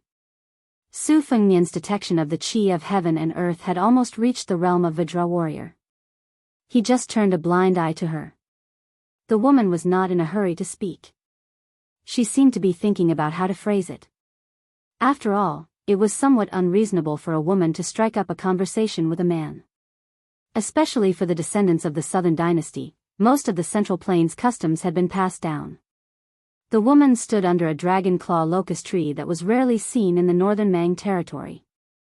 The afterglow was faint, and even though the locust tree was old and clumsy, it could still be considered luxuriant, setting off the woman's slender and elegant figure that was not tainted with vulgarity. Unfortunately, Su Fengnian was no longer that young prince who flirted with women. Regarding this, he only felt that it was a pity that such a good flower had been taken by a pig. He did not have a good impression of that young master who spoke without thinking, but this did not mean that he would step forward bravely and save her from the abyss of suffering. There were too many women in the world who were willing to be deceived by the flowery words and flowery speech of a man who was superior in appearance or outstanding in talent. Seeing that she did not speak, Su Fengnian took the initiative to speak to save her from embarrassment. He smiled and said, "May I know your name, miss?" This was something he had learned from Wen Hua. The fellow with the wooden sword had no ink in his stomach, and it was unknown where he had learned this trick from. Every time he met a girl he liked, he would have to thicken his skin and ask, "Miss, what is your name and where do you live?" When they were traveling together, Wen Hua had said this sentence dozens of times. The last time they met, Wen Hua said that he really liked a woman. Su Fengnian did not know whether it was true or not. The woman was slightly embarrassed but still said softly, "Lu Chen." Su Fengnian understood in his heart that she was undoubtedly a remnant of the spring and autumn period. When the Liang dynasty ruled the world, she was bitterly called Lu Chen of the Divine Land by the scholars of the Central Plains. As long as one had the surname Lu, in the southern dynasty of Beimang, one could probably find 2 or 3 people named Lu Chen out of 10 after they went north. However, a woman named Lu Chen was still relatively rare. Su Fengnian saw the man accompanying her walk out of the main hall with an old Taoist priest with the demeanor of an immortal. He stood up, carried his bookcase, and walked towards the main door. Taoism and Buddhism shared incense in the same courtyard. In the Liang dynasty, it would definitely be regarded as an evil practice. In Beimang, one could tell the autumn from a single leaf. When Su Fengnian was discharged from the hospital, he remembered a wonderful story in Jianghu. The sick tiger Yang Taisui went to Mount Longhu to have a talk with Qi Xuanzhen, the first person in 100 years of orthodoxy. Qi Xuanzhen patted Yang Taisui on the top of the lotus and half of the devil-slaying platform collapsed. It was said that the immortal patted one's head and tied one's hair to achieve immortality. It could be seen that Yang Taisui's temperament was quite bad when he was young. It was fortunate that he could become lifelong friends with Su Shao. Qi Xuanzhen, who was in the limelight for a while, could be considered as riding a bull in his previous life. Su Fengnian subconsciously reached out his hand and rubbed a circle. As he walked forward, he continued to draw circles. It was similar to the situation on Mount Wudong when Hong Shixiang was imparting the wisdom of the Wu Dang sect. The immortal patted his head. Chapter 561. Su Fengnian heard a lot of high-pitched songs along the way. The rhythm was completely different from the music of the Central Plains, and the words were so simple that it made one's heart tremble. There were ants exhorting, young ladies looking forward to marriage, men quarrying stones, and children crying. Usually, Su Fengnian would stop at this time and listen to these unsung songs from afar. He would only resume his journey towards the north when the song ended. He was not in a hurry because he only needed to reach De city in the Aquarius state in time. The earlier he got there, the earlier he would encounter the devil Luo Yang, and the more trouble it would cause. Along the way, Su Fengnian walked on a rough post route. Half a day later, he even met the young man and woman who were traveling on horseback. After leaving the Wu family ruins, they had changed into clean and neat clothes. The man with the saber became more and more elegant, and the woman with the sword also became more and more valiant. Su Fengnian had entered the northern Mang and had already broken through that fine line. He had stepped into the initial stage of Vajra, a realm that the people of Jianghu yearned for even in their dreams. He could very well look down from above and examine the young wanderer's aura. He could generally confirm that the wanderer was at the threshold of the 2nd or 3rd rank. Based on the young master's age, he was a genuine and promising young man. Even if he encountered a group of 50 elite horse bandits, he would still be able to protect himself. Presumably, this was also the reason why he dared to leisurely travel the Lus Plateau with a woman. Although the northern Mang was chaotic, it wasn't to the point where anyone would leave a trail of corpses. From Su Fengnian's point of view, Beimang was becoming more and more like the spring and autumn period. Scholars gradually rose to power, and after there were more rules, not everyone had the right to run wild. When traveling north, if he did not draw the spring and autumn sword Qi and roll the dragon wall, then he would use his bare hands to caress the roof. He was not that lonely. According to the Taoist scriptures, humans have three treasures: essence, Qi, and spirit. Essence and spirit are physical objects, and spirit travel is a form of change. Therefore, it is possible to know about the state of ghosts and gods. Putting aside these seemingly mysterious things, spirit, Qi, and spirit are the most precious of the three. That is why there is a saying that a demigod's spirit travels outside his body. The way of the sword was complicated and could be roughly divided into the way of the sword and the way of the sword. The way of the sword focused on the way of the sword, and the way of the sword was the best example. The way of the sword focused on the way of the sword, and there was no shortage of people who focused on the way of the sword. The way of the sword focused on the way of the sword, and the way of the sword was similar to the way of the sword. The way of the sword was similar to the way of the sword, and the way of the sword was similar to the way of the sword. The way of the sword was similar to the way of the sword. He was fascinated. These four simple words were extremely difficult for a martial artist. Talent, luck, hard work, none of these could be missing. On a scorching afternoon, Su Fengnian didn't know whether to laugh or cry. He saw two familiar people who had fallen from the sky. He didn't know if the man and woman were extremely unlucky as they bumped into a huge force that he couldn't tell if they were horse bandits or elite troops. Hundreds of people and horses were wearing leather armor, and each of them carried a standard weapon. It was also the fault of the pampered young master who didn't know how to appreciate human relationships. After being provoked by an elite armored leader, he pulled out his blade and completely destroyed the armored soldier's face. After charging and striking him down from the horse, he even added another blade. If it wasn't for the fact that the fish scale armor was better than normal leather armor, he would have been chopped to death. This angered the crowd. The grassland roaming hunting had always been utilitarian. They all swarmed up, arrows raining down, spears stabbing out, and started a dozen rounds of battle against the arrogant young master. If he had reached the second-level master realm, he would have been able to escape. Unfortunately, he had to protect himself and kill the enemy, and also had to worry about the safety of the girl. He couldn't handle the tide of attacks, and his blood was stirred up. After he killed a dozen of cavalries, an arrow finally pierced through his shoulder. Before he could pull out the arrow, a dozen horses were skillfully thrown over, and he was dragged to the ground together with his horse. The girl who was watching had tears in her eyes. Unfortunately, she couldn't help in time. After she was distracted, she was also knocked off the horse by a strong leader with a long spear. This half-soldier half-bandit guy still had some strength left in his hands, otherwise, he might have been stabbed in the heart. Of course, after that, the girl's fate was destined to be worse than being killed in one shot. She was also hit off the horse by a strong leader with a long spear. She was a half-soldier and half-bandit guy who still had some strength left. Otherwise, she might have been stabbed in the heart. Of course, after that, the girl's fate was destined to be better than being killed in one shot. The successful leader laughed wildly and showed off his exquisite equestrian skills. He bent his horse and reached out his arm to hug the weak woman who had no strength to struggle. He held a spear in one hand and choked her neck with the other. He pulled the reins and deliberately stopped the horse to turn around, showing off his power to the red-faced young master on the ground. Su Fengnian squatted on a slope and chewed on a dried green fruit. He watched the battle from the beginning to the end with a great disparity in numbers. He felt sorry for the handsome young master of the Southern Dynasty. It was obvious that he was a fledgling who had not experienced much killing. Originally, with his fighting skills and strong combat power, he could have protected her and escaped far away. Even if they could not escape the pursuit, as long as they were not completely surrounded, there would be much room for maneuver.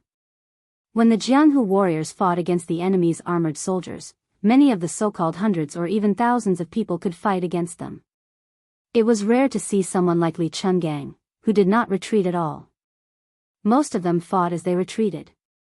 Under the premise that there were only a few mortal enemies, they would wear each other out. such a battle would still be recognized by the Jianghu. Su Fengnian speculated that this Gong son of a noble family had probably heard too many heart-wrenching legends of the seniors and had become a one-track mind. That was why he was exhausted by the not-so-brilliant method of the 100-man cavalry. Su Fengnian's eyesight was not bad now, and he could tell that the man's moves and routines were all brilliant and ingenious.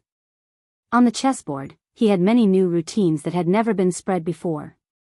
Even some of the widely spread old-fashioned moves could be changed in his hands. It was obvious that this man either had the guidance of a famous teacher, or he had an extraordinary foundation. He would have a great chance of winning if he were to fight against someone of the same level. However, in the real Jianghu, it was more common to beat an old master to death with random fists. Brutal ganging up was better than a hero. Jianghu was a bloody job where one's head was tied to one's belt. Who would allow you to move step by step as if you were playing chess? You would have long thrown away the chessboard and punched the bridge of your nose. Su Fengnian arched his back like a leopard and tried his best to hide. He stopped near a small hill 100 steps away and saw the leader throw the woman in his arms off the horse.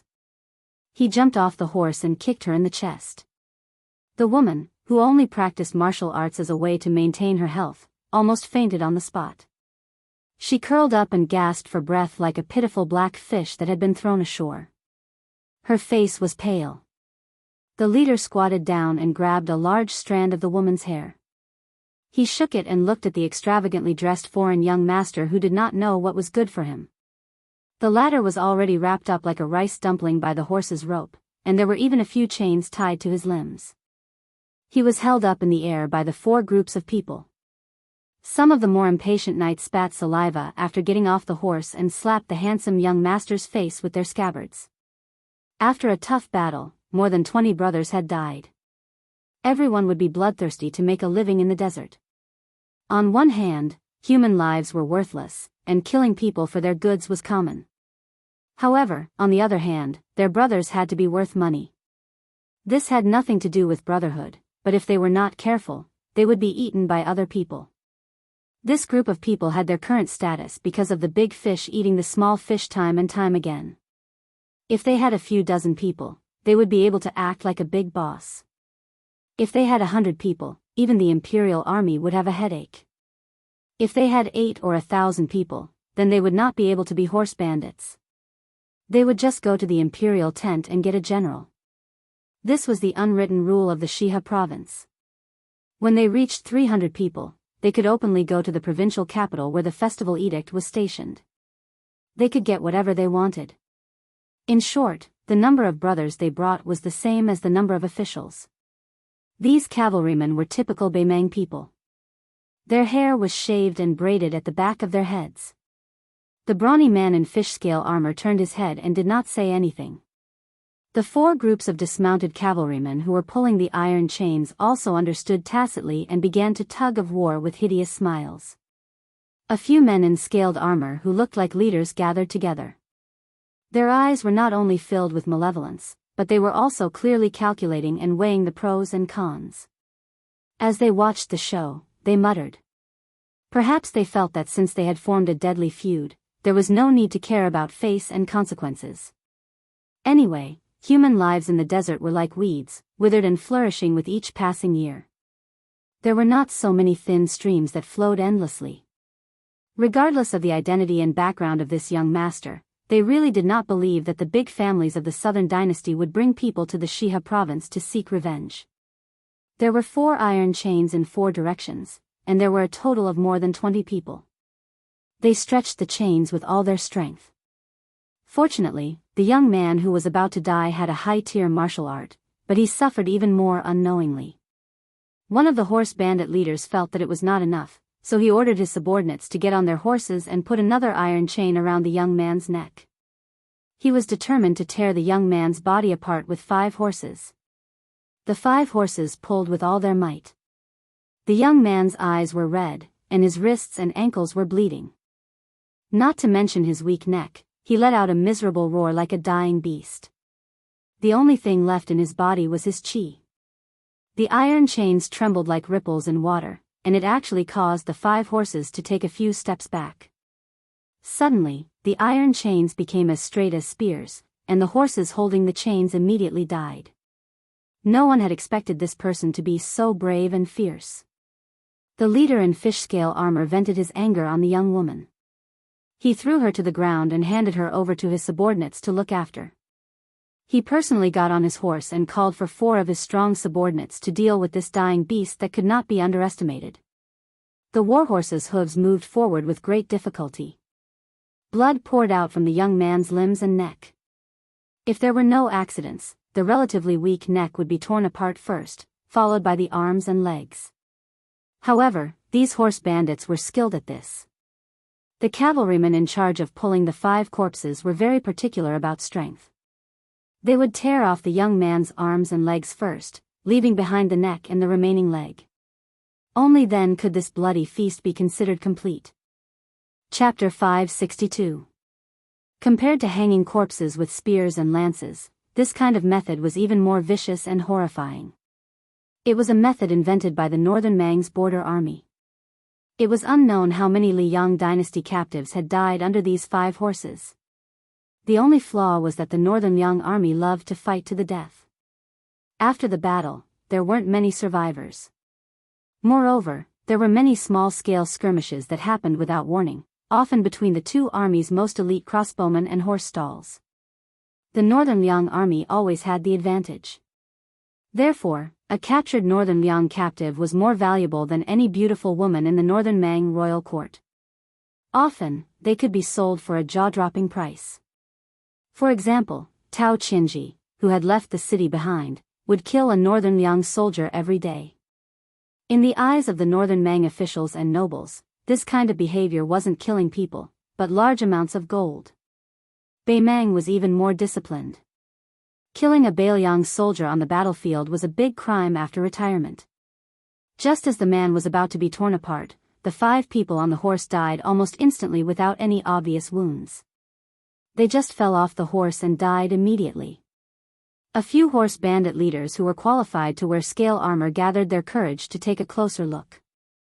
They saw a small hole between the man's eyebrows, as if a small sharp object had pierced a hole. It was inexplicably strange. The people of Beimang were not divided into rich and poor.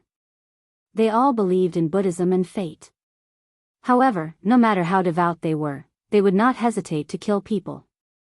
However, when disaster came, even the most vicious people would hesitate, afraid that they would really annoy those dignified clay bodhisattvas.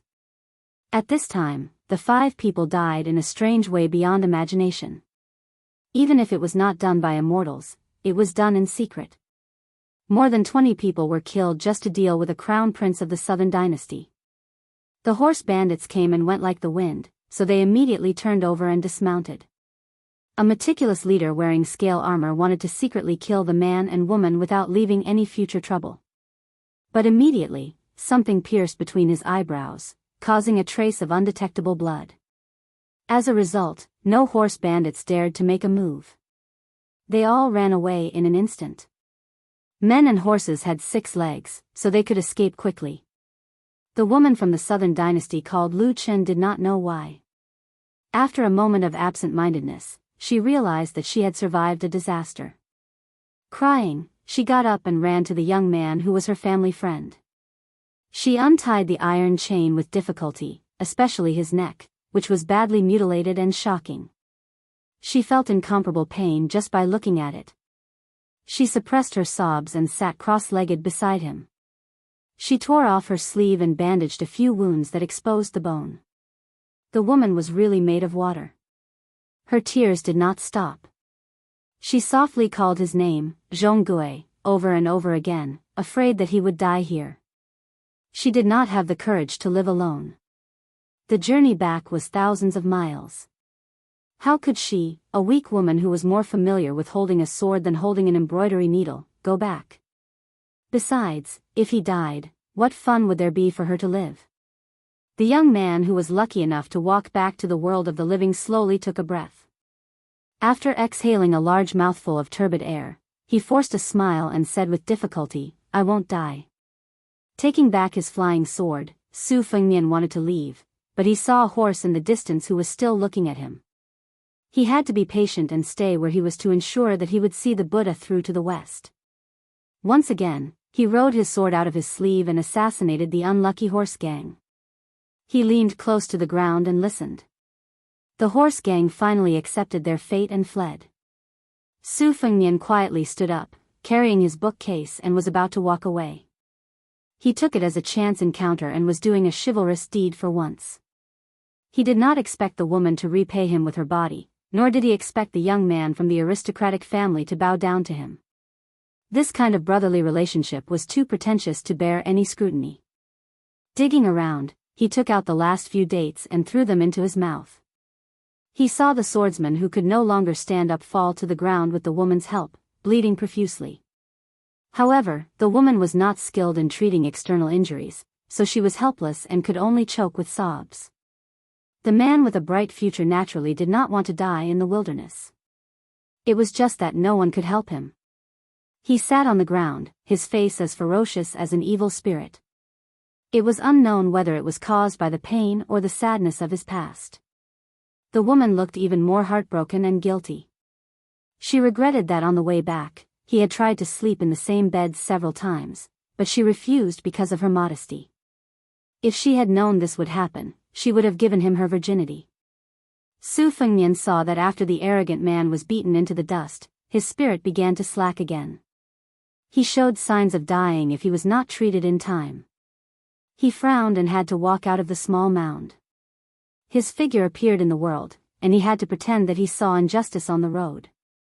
He ran in small steps toward the man and woman, squeezing out a flawless face of fear and nervousness. The young man's eyes were already cloudy, but when he saw Su Fengnian, he showed a touch of light. When he did not find any flaws, he returned to his deathly stillness. However, he gently put one hand on the iron chain. Su Fengnian squatted in front of them, took down the book box, and turned his back to the man and woman who had survived the disaster. The man seemed to be thinking about something, but in the end, he did not use the iron chain as a weapon to kill this kind-hearted passerby. Su Fengnian, who seemed to be oblivious to everything, hurriedly took out a porcelain bottle from the book box that he had brought from Dunhuang. It contained an ointment that was as black as ink. It was an ointment that could reconnect tendons, lengthen bones, and grow flesh. The ointment was like oil mixed with water, and it was very sticky. The mouth of the bottle was facing down, and it did not pour out in torrents. It was just like the scene of water droplets sliding down a lotus leaf, slowly dripping down. The young man's eyes were cold as he looked at the black ointment dripping on the wounds on his hands and feet. It was cool to the bone and indescribably pleasant. Because he knew the goods, he was more shocked in his heart. How did this stranger, who could only spend a few coins to buy a fake secret manual, get this bottle of ointment that was worth 100 or 200 gold? Su Fengnian rolled up his sleeves and wiped the sweat on his forehead. He raised his head and smiled with a pained expression, as if he had just made up his mind after a great struggle. He handed the bottle to the woman called Lu Chen and said with a grimace, "This ointment is a secret ancestral recipe. One bottle can be sold for a lot of silver. Apply it 3 times a day in the morning, afternoon, and night. In less than half a day, this young master will be healed." "Oh right, I didn't have time to tell you my name at the Wu family sword tomb. I'm Su Lang, also from the Southern Dynasty. I live in Lion Alley in Maple City." Su Fengnian obviously hesitated for a moment, and then said in a low voice, "Not to mention the ointment, this handmade celestial globe porcelain bottle is also worth some silver." Lu Chen seemed to have heard a rather funny joke. She felt relieved and smiled through her tears. She wiped away the tears on her cheeks and said softly, "When young Master Zhong and I return, we'll definitely go to Maple City to visit young Master Su." When he heard the words, "young Master Zhong," that had exposed his identity, a trace of gloom flashed across Zhong Gui's face. However, he hid it well. He clenched the hand that had loosened the iron chain and tried to maintain a calm expression.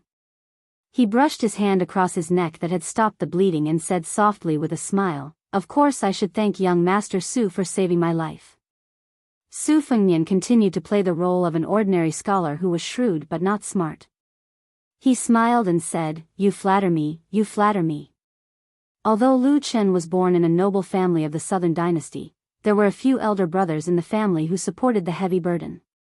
It was not her turn to personally experience the storm. Her mind was relatively simple. Her knowledge of schemes was limited to the hearsay that was used as a joke by her elder brothers. Her experience was shallow and natural. She could not detect the subtle changes that Zhong Gui had made and could not see through Su Fengnian's untraceable disguise. To the children of wealthy families, like Lu Chen and Zhong Gui, who were so honorable that they could become the honored guests of the Shiha State Festival Edict, they did not have to care about the schemes of ordinary people. However, today's unexpected disaster made her feel especially grateful. Su Fengnian asked, "Do you want me to escort you back?" Lu Chen wanted to nod and agree, but Zhong Gui shook his head and said, "No need." At this moment, the noble demeanor of the heir of a noble family was unmistakable. Lu Chen did not know the knack of it and only thought that Zhong Gui could not put down his face. Seeing that his eyes were firm and stubborn, she could not say anything more. Su Fengnian smiled and reluctantly glanced at the porcelain bottle in Lu Chen's hand before he stood up and bid farewell. Lu Chen had a good impression of this stranger's shallow pretense. Compared to those Southern Dynasty scholars who used to wag their tails and pretend to be Taoist, he was much more pleasing to the eye. She suddenly widened her eyes. She saw that the man carrying the booklet had just stood up and turned around when he was hit in the back by the iron chain that was like a straightened poisonous snake. He flew forward and fell to the ground without moving again. He was most likely dead. She turned her head and looked at Zhong Gui blankly, her eyes full of horror. Zhong Gui said coldly, "You can see that I am in dire straits. As for him, he does not have the fortune." Chapter 563. Lu Chen covered her mouth and was about to cry. Zhong Gui seemed to feel that her tone was too stiff and cold, so she changed her tone to a softer one. Ignoring the blood spurting from her neck due to the accumulation of power, she said gently, "This Su Lang, of all times, appeared when you and I were in trouble.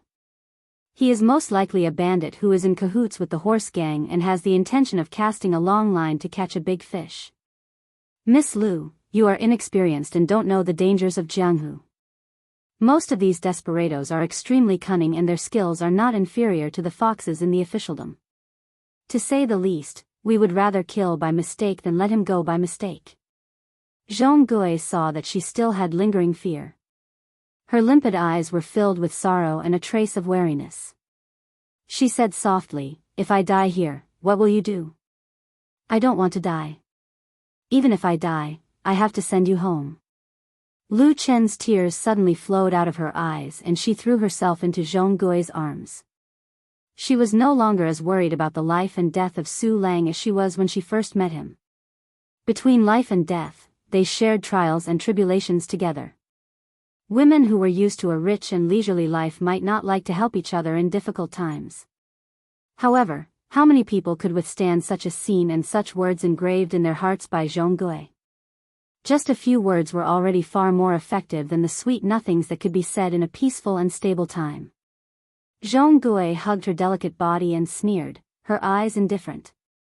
Obviously, this descendant of the Zhong family who repaid kindness with enmity was good at martial arts. His ability to pick flowers was also profound. However, this warm scene was interrupted by a few coughs. For the first time since meeting Su Lang, Zhong Gui showed fear. Su Fengnian stood up and patted his sleeves, murmuring, "It's tiring to be a good person. No wonder there are so many devils in Beimang." Seeing the expressionless man carrying a box and a sword walking over, Zhong Gui forced a smile and said guiltily, "Young Master Su, please don't be offended. It's my fault for acting so abruptly.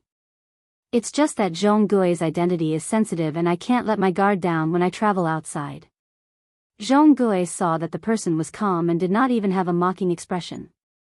He knew that something was wrong and hurriedly tried to make up for it. "My name is Zhong Gui, a descendant of the Zhong family of the Southern Dynasty. I can make up for it and give young Master Su a great fortune. Young Master, your skills are outstanding. With the support of my Zhong family, you will definitely have a meteoric rise." As he spoke, Zhong Gui grabbed the iron chain with one hand. He wouldn't shed tears until he saw the coffin. Su Fengnian finally rewarded him with a smile. Come, let's see if you can kill me again. At this moment, Zhong Gui could neither make a move nor let go.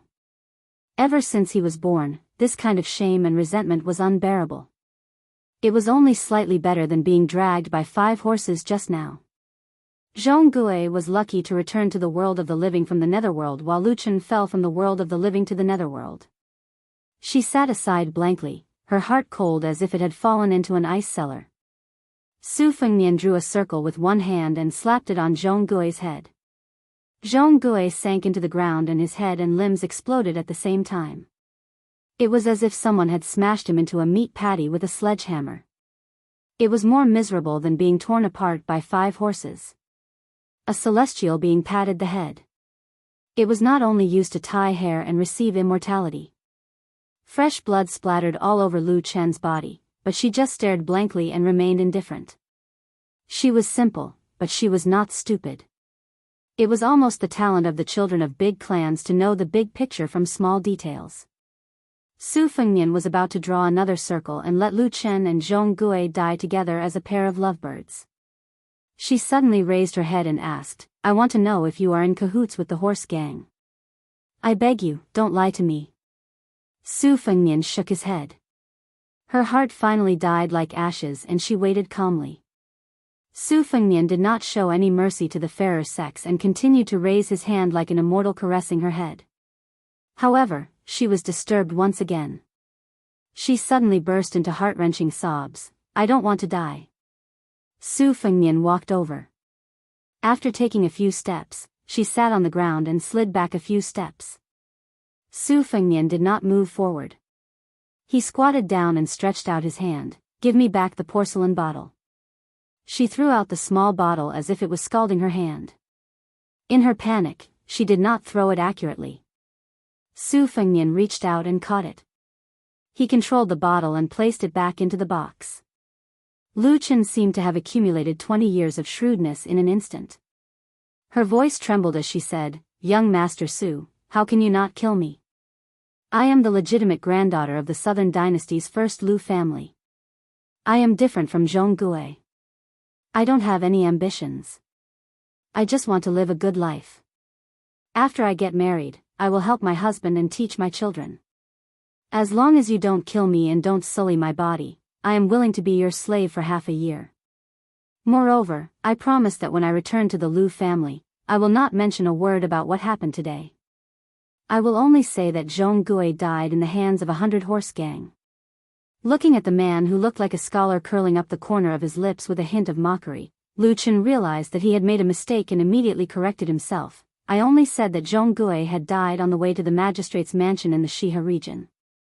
I didn't know anything about it. At this point, her eyes rippled and sparkled with determination.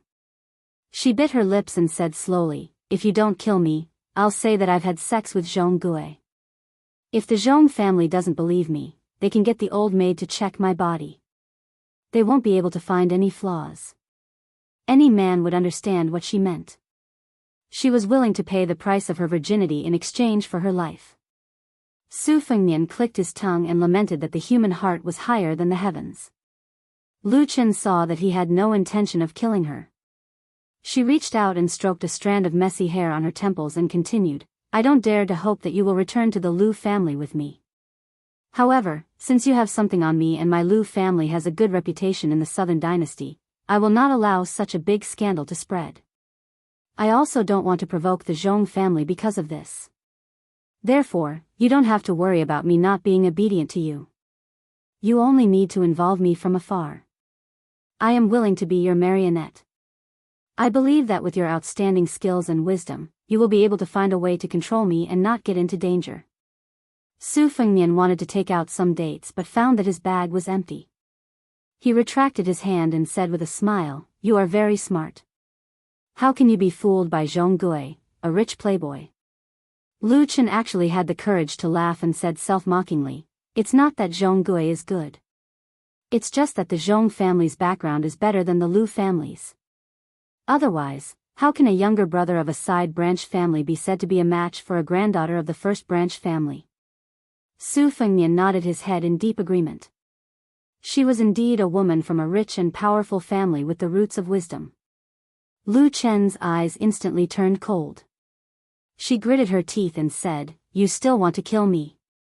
Su Fengnian, who had just had the urge to kill, asked curiously, "A woman's intuition?" She asked back, "Isn't it?" Without waiting for Su Fengnian to make a move, Lu Chen stood up and charged at him like a madwoman. She was seeking her own death. She punched and kicked without any rhyme or reason and cried pitifully, "You bastard! Great demon! I'll fight it out with you." She nagged and scolded him as if she was beating him up. Over and over again, she only used a few old-fashioned methods that didn't hurt him at all. Su Fengnian sent her flying with a slap. She was immediately stunned. He looked at the crazy woman who was covering her face and said, "Whether I kill you or not depends on your performance. Bury Jianghu first and then follow me to the hinterland of Shihe region. I need you." Lu Chen's eyes lit up as if she had just been pardoned. She glanced at Jianghu's mangled corpse and laughed coldly, "It's better if I don't collect the corpse." She immediately received another slap on her face. She flipped over and fell heavily onto the yellow sand like a gray sparrow. Su Fengnian mocked, "Men are cold-blooded. Who knows, they might even be ambitious and ruthless. You're just a woman. Is it very likable for you to be so heartless?" Lu Chen lowered her head. Both her cheeks had been slapped. She was frightened and meek as she said, "I know I'm wrong." Su Fengnian used his immortal touching the top to create a big pit, which he used as Jianghu's grave. He watched her move the pile of flesh and blood into the pit bit by bit. He asked her about the Zhong family and the Lu family. She answered him one by one, without the slightest bit of falsehood. She asked carefully in between, "Was it young master who killed those horse gang?" Su Fengnian didn't say anything. He just patiently watched her pick up the soil and cover it up. After filling it up, she didn't forget to jump and step on it to make it less obvious. After she calmed down, she tilted her head and asked, "Jianghu, Jianghu. Young master, do you think a cassia tree will grow here in the future?" Su Fengnian scolded, "You're sick in the head."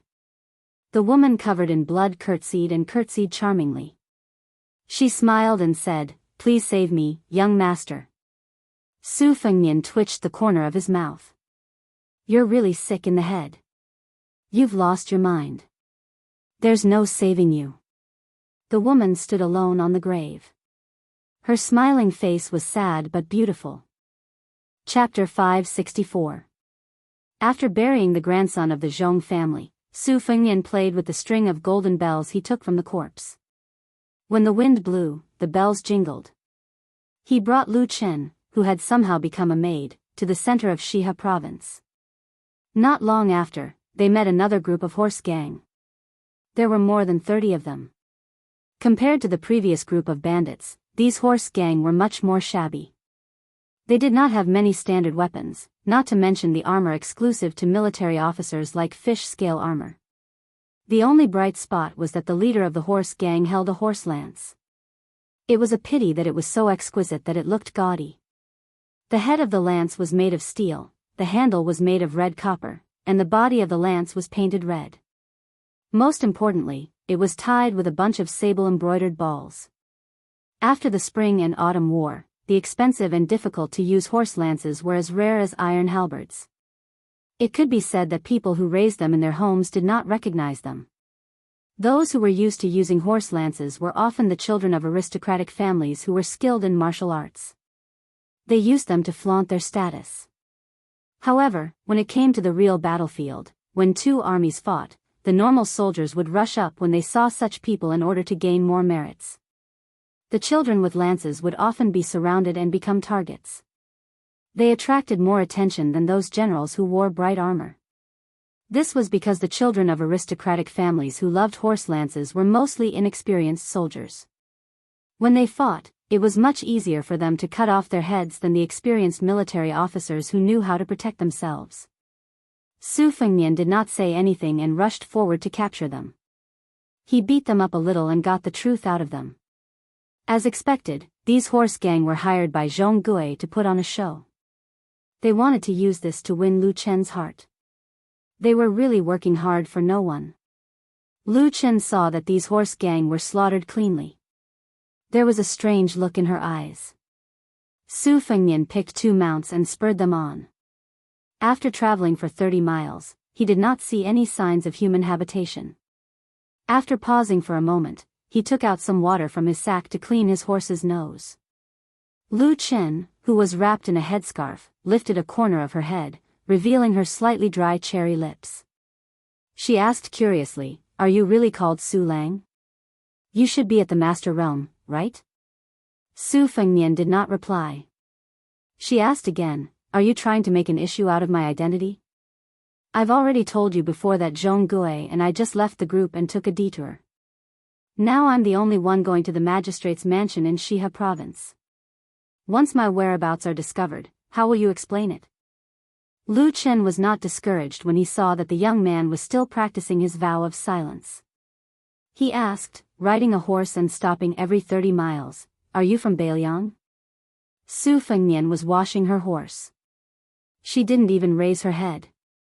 She left, put away the water bag, mounted the horse, and continued to move forward. The stubborn Lu Chen struggled to keep up with him and kept pace with him. She tilted her head and stared at the young man who was shrouded in mist like an infatuated woman looking at her lover. Su Fengnian finally spoke, "I changed my mind. I'll leave after I send you to a safe place." Lu Chen's eyes were unfocused. Su Fengnian mocked, "Just a moment ago, you were so desperate that you wanted to be buried with Jianghu. How come you're not even willing to collect her corpse in the blink of an eye? Is it just you or all women with noble surnames like you? Even if I take you in as a concubine maid, you might strangle her to death one night. You won't be able to sleep well." Lu Chen pondered seriously for a moment, as if she was reflecting on herself. She slowly replied, "I hate it when people lie to me. I once told myself that it doesn't matter who I marry in the future. If he sleeps with another woman, he has to tell me first. I don't mind if he doesn't bring her into the family to disgust me. I'll continue to be a good housekeeper. But if I'm the last one to know that he sleeps with another woman and becomes a joke, I'll definitely want to cut off his manhood with a pair of scissors and paint that woman's face until she can't seduce another man for the rest of her life." Su Fengnian smiled and said, "You don't look like that kind of woman. When I first saw you in the Wu family ruins, I mistakenly thought that you were easy to get along with, the kind of woman who doesn't dare to go back to her mother's house to complain after being wronged." Lu Chen bit her lips and said, "But I'm that kind of woman." Su Fengnian smiled faintly and said, "Should I smash your head with a slap?" Her charming eyes were like silk. "Young master, you can't be so heartless." Su Fengnian dismissed it with a smile. It was very interesting to talk to her and watch her do things. It was the same principle as writing about unfairness. It was always unexpected. She sensed that this young master Su was in a good mood, so she went along with it and said softly, "I'm guessing that young master must be from a martial arts family and not a general's descendant like Jianghu. That's because young master will feel guilty if he kills someone." Su Fengnian held his stomach and laughed. "What do you know?" She tilted her head and asked with an innocent face, "Did I guess wrong?" Su Fengnian scolded jokingly, "Don't pretend with me. I've seen so many beautiful women that I can't even count them. Your looks aren't even worth 70 cents. It's not worth mentioning." Lu Chen didn't care about this belittling and said to herself, "I've never been a good-looking woman." Su Fengnian changed the topic. "Say, this time, the Zhong and Lu families have joined hands to head to the Shihe state capital. Your father, Lu Gui, is leading the Lu family. What do you think they're planning?" Lu Chen shook her head and said, "I've never been concerned about these things and I don't know about the inside story." Su Fengnian glanced at her limpid eyes and gave up on probing further. Lu Chen smiled and said, "I can't believe it. That Jianghu, who's known to be talented and courageous, died just like that. Moreover, he didn't die in a heroic manner at all." Su Fengnian casually threw away the string of golden bells. His original intention was to borrow Lu Chen's identity to go on a killing spree in the heart of Beimang and make a killing spree. However, he found out that the experts of the Zhong family were all present on this trip, especially Zhong Liang, who was ranked 7th among the demons. Even Zhong Shentong, one of the 12 great generals of Beimang, had disguised himself and hid among them. After weighing the pros and cons, he didn't want to get himself into trouble and delay his agreement with white dress Luoyang. Even if he could escape the Zhong family's pursuit, he might not be able to leave Beimang. Seeing this, Lu Chen smiled and pulled out a dagger from her sleeve. She said straightforwardly, "I was looking for an opportunity to stab you to death. Now, should I give you the dagger or throw it away?" Su Fengnian didn't even turn his head and said, "Keep it. If you don't take it out before the next 30 miles, you'll die an unknown death just like Zhong Gui." Lu Chen smiled happily and said, "I made the right bet." Su Fengnian sighed inexplicably and said, "In this Jianghu, experts are common, but experts are rare." Lu Chen asked, "Young master, are you an expert or an expert?" Su Fengnian shook his head and said, "I can't be an expert." The two of them spent the night in the desert and rested at the bottom of a leeward slope. The temperature difference between day and night was huge. Su Fengnian picked up many dry branches and threw them into the bonfire. Other than secretly nurturing his sword and maintaining the bonfire, he pretended to sleep the whole night. When dawn broke, he saw that she was still dozing off, so he walked to the top of the slope alone and looked up at the sky. Suddenly, Su Fengnian rushed back to the foot of the slope and stared at the woman who was trembling with a dagger in her hand with a complicated expression. She was actually ruthless enough to use the dagger to cut 4 bloody grooves on her own face, causing her skin to split open. What kind of tenacious woman would do such a thing? Actually, with their intelligence, they knew that every step closer to the state city of Shihe was most likely one step closer to the Yellow Springs. The Zhong and Lu families didn't lack shrewd and ruthless characters. Zhong Gui, who had supreme skills, died, but she, a weak woman, unexpectedly survived. It was almost impossible for her to muddle through and continue to live a wealthy life. Even Su Fengnian couldn't think of how she could fabricate a flawless reason. He said that he wanted to send her to a safe place, but in fact, to the woman surnamed Lu, the tree that used to shelter her from the sun was the most dangerous place in the world. This pair of man and woman whose fates were intertwined for no reason seemed to be a good person. After the disfigurement, she said that the enemy killed Zhong Gui and then let her live. It was a humiliation to the Zhong and Lu families. That was why she forcefully made an eye on the chessboard of a dead end and gave birth to a fit of anger. However, wasn't this method too costly for a woman? Wasn't it too decisive? Both men and women cherished their lives. Men cherished their lives and women cherished their appearances. This was common sense. Su Fengnian immediately surged with hostility and almost had the urge to kill her. However, he slowly exhaled a mouthful of turbid air and suppressed his murderous intent. The woman looked at the young man in front of her whose surname she only knew. Her eyes were dazed. Instead of tears flowing down her cheeks, her face was covered in blood. This woman who had once said that she wasn't good-looking finally stopped looking unfocused and some tears appeared in her eyes. She held back her tears and smiled. "It hurts." Chapter 565. Su Fengnian and the disfigured woman rested in a small town that was not covered by city walls. They were still 3 days away from the provincial capital. She wore Su Fengnian's scholar's robes, which were rather loose. The 4 scars on her face had begun to form calluses. Fortunately, in order to not leave any traces and let her wounds heal at the same time as Zhong Gui's death, she was able to apply ointment to speed up her recovery. However, the desert wind was rough. After being brushed by her face, even with a headscarf covering her face that was no longer delicate, she was often badly mutilated. The pain she suffered was probably not any easier than being cut by a dagger. She did not cry much. Su Fengnian also did not say anything to comfort her. The two of them remained silent. Occasionally, Lu Chen would take the initiative to ask about some Jianghu matters. Su Fengnian would also tell her everything in a serious and gentle manner. Perhaps he was afraid that if he made her laugh, she would suffer again. Su Fengnian and her had just entered the city when the sky suddenly changed. Dark clouds covered the sun. It was clearly noon, but the sky was as dark as night. A sandstorm was approaching. Su Fengnian and Lu Chen had no choice but to enter a shabby inn. The innkeeper took advantage of the situation and raised the price as high as he could. Su Fengnian's original intention was that it did not matter if he was cheated of a few taels of silver. As long as he had a place to stay, he did not expect Lu Chen to be so stubborn. She tugged at his sleeve and refused to be cheated of money. It seemed that she was sincere when she said that he was good at running a household. Su Fengnian had no choice but to turn around under the innkeeper's rolling eyes. He wanted to go to another inn that was more considerate.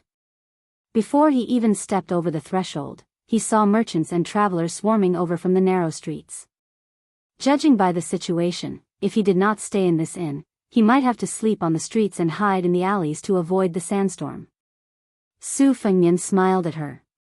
She did not insist. The innkeeper was narrow-minded and deliberately made things difficult for her. He doubled the price. Lu Chen was so angry that her shoulders trembled. Su Fengnian put his hand on her shoulder and shook his head. He obediently paid the deposit and took the wooden token and key to the residence in the backyard. Lu Chen, whose face was covered by a scarf, felt a little gloomy. Su Fengnian opened the wooden door, and the room was filled with a moldy smell. After closing the door, he took down the bookcase and the spring and autumn sword. There was a clay jar on the table. He shook it a little and there was not a single drop of water left. Lu Chen sat quietly on the stool. She took off her scarf and gently turned her head away. She did not meet Su Fengnian's eyes. She only asked, with young master's superb skills, "Why do you have to lower your voice to these commoners? You don't even need to unsheathe your sword to scare them out of their wits." Su Fengnian closed the two leaky windows tightly and sat in front of the table. He smiled and said, "Do you think that all experts have to have a pair of cold eyes? Or are they born with the backs of tigers and waists of bears? Or do they want to hang 2 pieces of tiger or leopard carcasses on their backs? Or do they want to hang knives, spears, rods, and spears all over their bodies? Only then will they look imposing when they go out adventuring." The corners of Lu Chen's mouth curled up slightly. She could hear the teasing in his words and her mood improved a little. Su Fengnian bent down and took out a few secret manuals from the bookcase. He placed them in front of her and sat cross-legged on the stool in a relaxed manner. He said softly, "I've been flipping through these manuals when I have nothing to do these past few days. I even practiced according to the moves inside. Only then did I realize that they were really fun." She said softly, "Why don't you try it?" Su Fengnian waved his hand and said, "That won't do. What if the sky falls and the earth shatters?" Without waiting for her to speak, Su Fengnian said softly, "Don't laugh." She really pulled a long face. Su Fengnian picked up the tea jar and said, "I'll go get some water and food." "Wait here." Lu Chen nodded. She picked up a fake secret manual and casually flipped through it. Su Fengnian soon returned with a tea jar filled with cold water. Lu Chen raised her head and asked, "You spent money again?" Su Fengnian smiled and said, "There's no other way. Little ghosts are hard to deal with. A pot of water costs half a tael of silver. Later, we'll just drink it like nectar. Oh right, the food will have to wait for a while." Lu Chen lowered her head to continue reading and said, "We can afford to wait." Without knocking on the door, a waiter of the inn casually pushed the door open and entered. Lu Chen hurriedly grabbed her headscarf and hurriedly wrapped it around her head. The waiter was holding a large wooden tray with a few sloppy and crude dishes on it. He inadvertently caught a glimpse of Lu Chen's face and jumped in fright, almost knocking over the tray. He hurriedly put down the food and ran out. Just as he crossed the threshold, he shouted loudly, come and see, there's an ugly freak in the house. I saw a ghost during the day." Lu Chen tugged at Su Fengnian's sleeve. However, Su Fengnian gently shook and strode out of the door. He kicked the unlucky guy who spoke without thinking, causing him to sink into the courtyard wall. It was unknown whether he was dead or alive. After returning to the house, Lu Chen said sadly, "I've always been ugly." Su Fengnian said calmly, "Yes, you're not good looking. With the makeup on your face, it'd be strange if you looked good. However, if anyone dares to say it out loud and into my ears, I'll let him." She continued, "Go and die." Su Fengnian said seriously, "How can that be? I'm not a devil. I've always liked to convince people with my appearance. If it really doesn't work, I'll convince people with my virtue." Lu Chen stared at this scholar who she couldn't tell if he was a good or bad person. She pursed her lips and shook her head with a faint smile. She said, "It's not funny at all." Su Fengnian dismissed it with a smile. He distributed the dishes and then buried his head in wolfing down the food.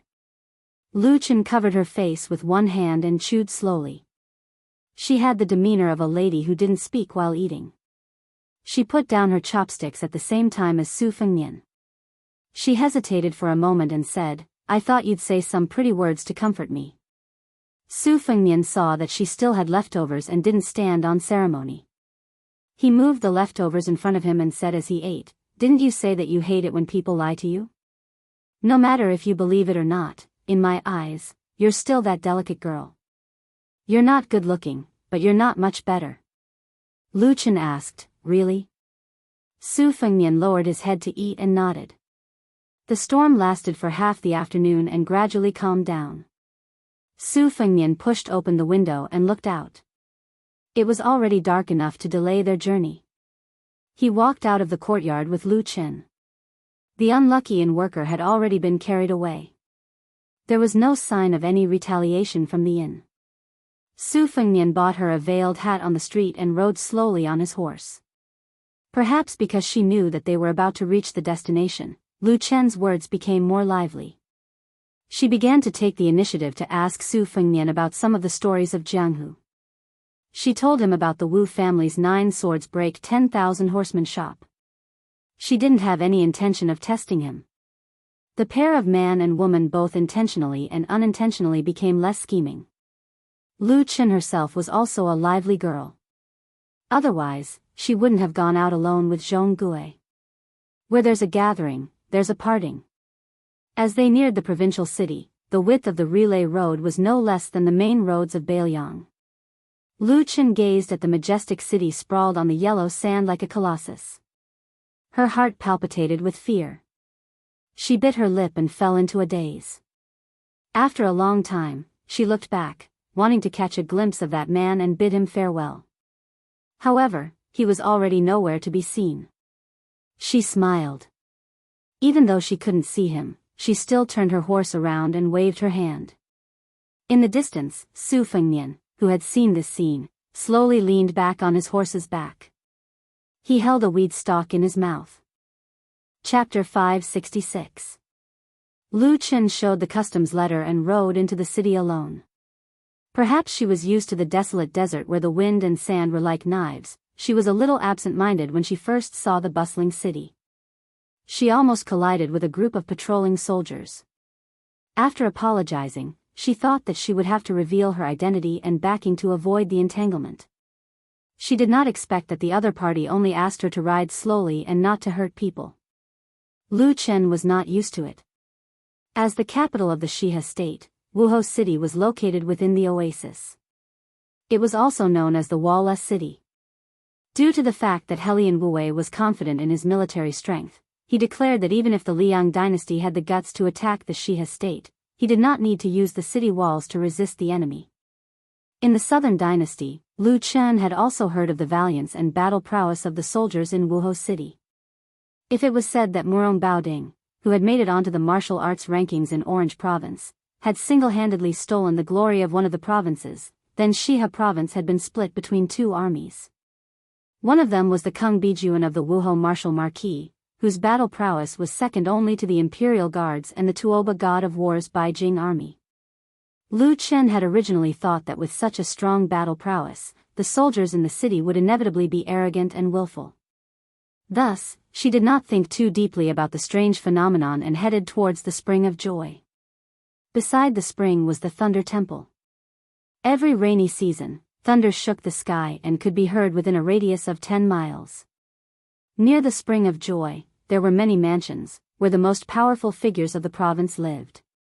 After the remnants of the spring and autumn period fled to the north, only the northerners lived in the north while the south was gradually handed over to the big clans of the southern dynasty. The boundaries were clearly defined. However, the Zhong family owned a private mansion in the north of the Spring of Joy. It was only because they were able to live in the north that the south was gradually handed over to the big clans of the southern dynasty. Although the Lu family was a big surname, they were only able to live in the north of the Spring of Joy because of their glory. Lu Chen had just approached the Spring of Joy when a luxurious carriage hung with silk bells came towards her. The 100 thin jade bells were naturally far more pleasant than camel bells. Compared to him, Lu Chen was really like a firefly's light. How could the light of a firefly compare to the light of the sun and the moon? In the Liang dynasty, there were as many military officers as there were hairs on a cow. They could only command 300 to 400 soldiers and had to be controlled by others. In Beimang, it was 100 times more expensive, especially the military officer of a military town at the border. He could be considered to have taken a big step forward. Moreover, Zhong Tan was still young and well-versed in both the pen and the sword. His literary talent was appreciated by the empress and he was a rare scholar in Beimang. Zhong Tan's temperament was boorish, but he liked to wear scholarly clothes and was not pretentious. He was on good terms with Dong Zhuo. Back then, it was he who led the 3,000 Jingalong cavalry to kill Chen Zhibao who had crossed the border. It would be strange if such a person did not have a meteoric rise in power. However, every time Lu Chen saw the smiling Zhong Tan, she would feel uncomfortable and fearful from the bottom of her heart. She could not pinpoint why she did not like this person's way. She could only explain herself. The military officer of the Liang dynasty was a military officer of the imperial examination, a military officer of the imperial palace. In Beimang, the first military officer of Beimang. Bimortal was a military officer of the imperial examination, a military officer of the imperial palace officer. His empress was imperial, and had the imperials, the imperial of the imperial, to the imperial, the imperial was. The Lu Zhou imperial was that of the imperial, SS imperial Conan, S imperials, the imperial was, the imperial, for the, in the. Lu Chen was originally half a daughter-in-law of the Zhong family in name. Sitting in the same carriage as Zhong Tan was not considered to be against the customs. Moreover, with the prestige of both the Zhong and Lu families, there was no need for them to be bothered by those gossips. There was an ice pot in the carriage. In a place like this, one tael of ice was one tael of gold. Neither the rich nor the noble could afford it. There was an average-looking maidservant sitting quietly by the side. She did not seem to be attending to the Zhong family's heir. Zhong Tan took out a pair of silver pliers and picked up a piece of ice for Lu Chen and the maidservant. Lu Chen shook her head and declined politely. The maidservant, however, did not know the rules and accepted the ice pot with a slight crunching sound. She seemed to have sensed that there were outsiders around and it was inappropriate. She quickly covered her mouth to reduce the noise. Zhong Tan was tall and slender with long arms like an ape. He bent down to lift the curtain of the carriage and draped it over his shoulders so that Lu Chen could enjoy the scenery of the Spring of Joy. There was a wide bluestone path by the side of the spring, nestled in the shade of the trees. The western region was filled with sandstorms and the sun was scorching. The wind and sand were stirred up. However, if one were to hide under the shade of the trees, one would be able to cool down very quickly. It was unlike Jiangnan, where it was stuffy and hot and there was nowhere to hide. Zhong Tan looked at Lu Chen and said softly, "Miss Lu, I'm sorry that you've been wronged." Lu Chen lowered her eyebrows and remained silent. Zhong Tan turned his head and sighed. "It's the Zhong family that has let you down." Lu Chen raised her head and hesitated to speak. Zhong Tan smiled and straightened his body as if he was sitting upright. He waved his hand and said slowly, I don't have the habit of rubbing salt on my family's wounds. If Miss Lu doesn't want to talk about the details of this trip, you can just write it down on a piece of paper and ask someone to pass it to me when the time comes. You won't have to face those nagging old fellows. However, I'll say this in advance. When the family grows bigger, there will naturally be a lot of gossip. Miss Lu, you can go in one ear and out the other. I'll also inform the elders in the family and treat it as if the Zhong family never gave the Lu family any letter of engagement. We won't taint Miss Lu's innocent reputation. Zhong Tan can guarantee that when Miss Lu has a happy marriage of 100 years, the Zhong family will not hesitate to come and congratulate you. Lu Chen raised her head and looked directly at the future head of the Zhong family. Her eyes were resolute as she said, I was born as the daughter-in-law of the Zhong family and will die as a ghost of the Zhong family. I'm willing to be a widow for the Zhong family.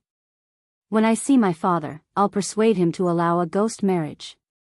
Zhong Tan looked out of the window, his brows tightly knitted. Lu Chen's tone was bleak as she said, this is Lu Chen's life. I can't escape it. When they arrived at the Zhong family's mansion, Zhong Tan got off the carriage first. He stood by her side and personally escorted her down the carriage. In the eyes of many people at the door who had spent their entire lives studying people's hearts, it was destined that they would have a different feeling in their hearts. Zhong Tan walked her to the E-gate. He did not cross the threshold, saying that he was going out of the city to burn incense at the Thunder Monastery. After bidding farewell to Lu Chen, he returned to the carriage. The maidservant smiled without the slightest bit of flattery, as if she had met a longtime friend. Zhong Tan was also accustomed to this. She held a piece of ice in her mouth and puffed out her cheeks. She asked in a soft and vague voice, won't the Zhong family be disgusted by you excusing Lu Chen like this and pulling her out of the whirlpool? It's just that you've provoked her to marry into the Zhong family, forcing Zhong Gui's family to not leave. Be careful not to pick up a sesame seed and lose a watermelon. Zhong Tan sat cross-legged with a leisurely expression. He chuckled softly and said, I'm not curious about how Zhong Gui died and who killed him. The Zhong family has too many enemies. Lu Chen was humiliated and returned. For a woman, this is already the limit. If I continue to provoke her, not only will she collapse, I'm afraid the Lu family will also be angry. Marriage between the Zhong and Lu families is the general trend. Since I was born as the eldest son, I must have a long-term vision. Lu Chen's determination to marry into the underworld and live as a widow shows that she is not a short-sighted woman. Such an interesting woman should not be destroyed in Shihe Prefecture. It's only right for me to help her block some of the wind and rain. The maidservant clamped the piece of ice with one hand and held it in the air with the other, afraid that it would fall. Zhong Tan lowered his head and bit into the ice, chewing it in big mouthfuls. She put down the silver clamp and said, a woman's thoughts are fickle. This relationship may not be enough to make her stand on your side in the future. Zhong Tan said indifferently, she's not the kind of person who knows her place. She'll definitely stir up trouble in the future. I'll just continue to protect her. She suddenly covered her mouth and laughed, actually, as long as you take her body, everything will be settled. Zhong Tan said with an aggrieved face, I'm afraid of ghosts. She kicked Zhong Tan lightly. Zhong Tan laughed and said, you're much prettier than her. She sighed, Lu Chen can be considered to have survived. Zhong Tan clicked his tongue and said, does this count as me doing a good deed every day? When we reach the Thunder Rolls temple later, I'll have the confidence to burn incense. A storm that could overturn an ordinary person was blown away by a gentle breath from some people. Chapter 567. Outside the city, about 3 li away from the city, Su Fengnian rode his horse on the road that was filled with pedestrians. He deliberately restrained his qi so that his fata morgana was gone. He was sweating profusely like a normal person. Su Fengnian was not in a hurry to enter the city. There were trees on both sides of the road, but there were rules and regulations. The watermelon farmers who sold watermelons did not dare to approach the road. They only set up their tents 20 steps away from the road to sell their watermelons. Su Fengnian dismounted his horse and led it out of the road. He walked on the gravel road. Merchants and travelers often haggled. Those who were good at haggling could bargain from 50 copper coins to 10 copper coins for a caddy of watermelons. Su Fengnian led his horse slowly and saw a robust old farmer who had erected a wooden board in front of his stall. Su Fengnian looked at the suntanned watermelon farmer. The latter, who was squatting on the ground, also looked at him. The latter seemed to have noticed that Su Fengnian's money pouch was not empty. He grinned and said, "Young master, pick one. If it's not tasty, I don't want a single copper coin from you." Su Fengnian, who had wanted to continue forward, stopped and joked, "Even if it's tasty, if I say it's not tasty, will you still take my money?" The old farmer's eyes were not like those of the unruly people. He said, "I still won't take your money." Su Fengnian let go of the reins and squatted down. There was a pile of watermelons, but he did not know where to start. "Uncle, help me pick one." The old farmer brought over a small stool for Su Fengnian. He knocked on the watermelons and put them down. Then, he picked a watermelon that was not small. It was about 7 to 8 caddies. He skillfully smashed it with his fist. The watermelon was brittle and roughly split in half. He handed it to Su Fengnian. Su Fengnian opened the watermelon and asked while eating, "This watermelon is not cheap." The old farmer smiled and said, "Other places can also lower the price to 10 copper coins for a caddy. But my watermelon field is good and the melons are sweet. Young master, take a look.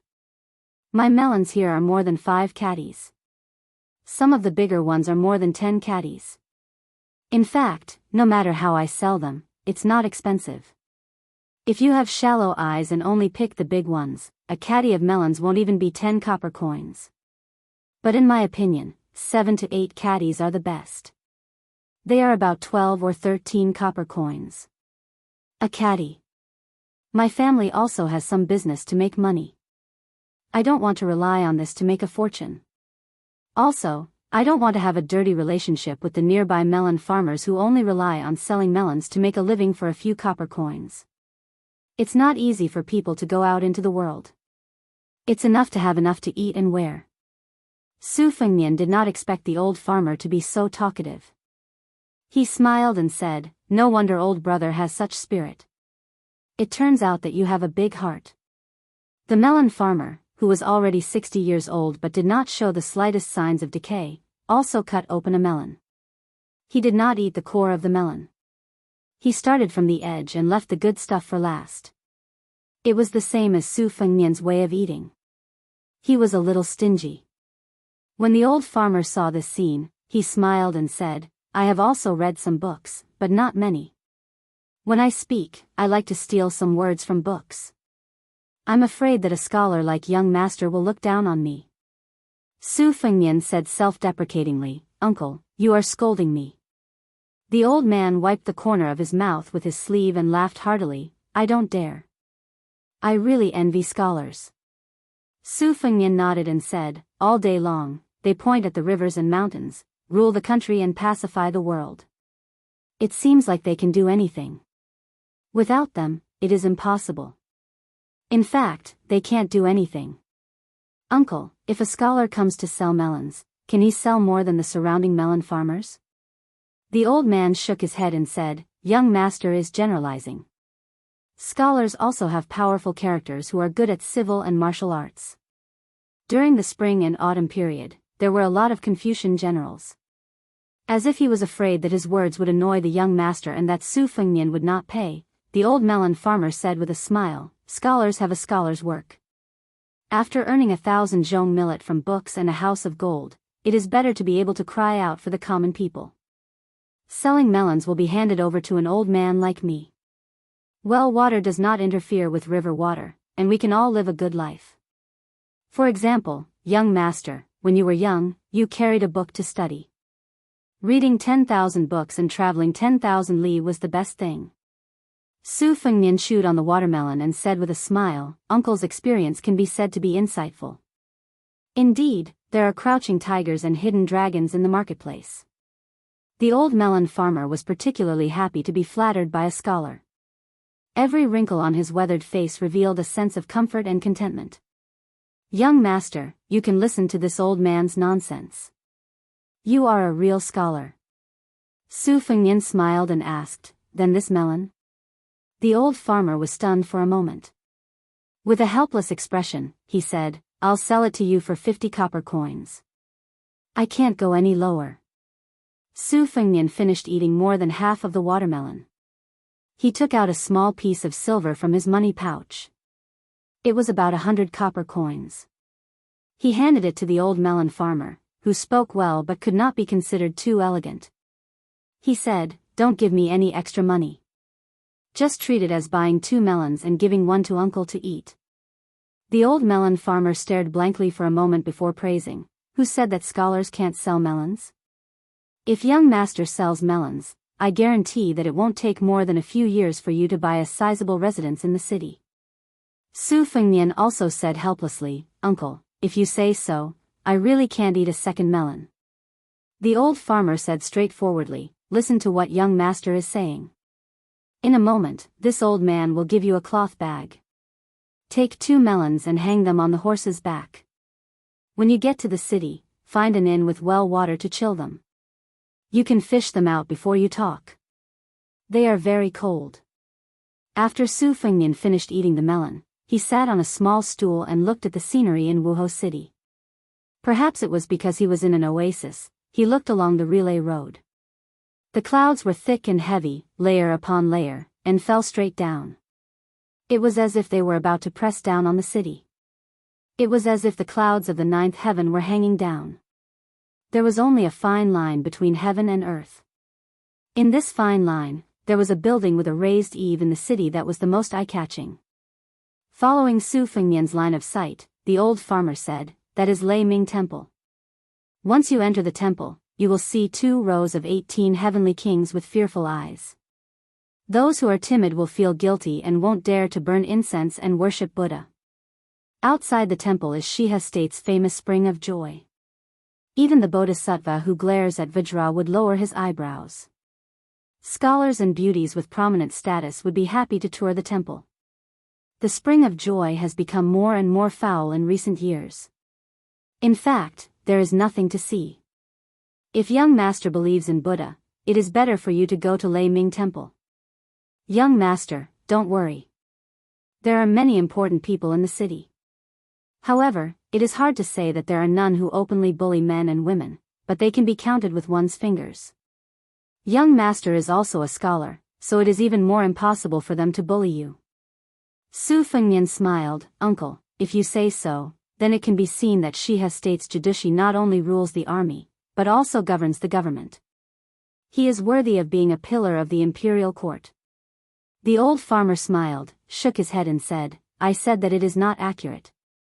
Su Fengnian looked at the Lei Ming Temple that really towered into the clouds. He muttered to himself, mortals seek freedom all their lives. The squatting old farmer held a hollow melon and sighed, the bodhisattva is happy for nothing. Both of them looked at each other and smiled.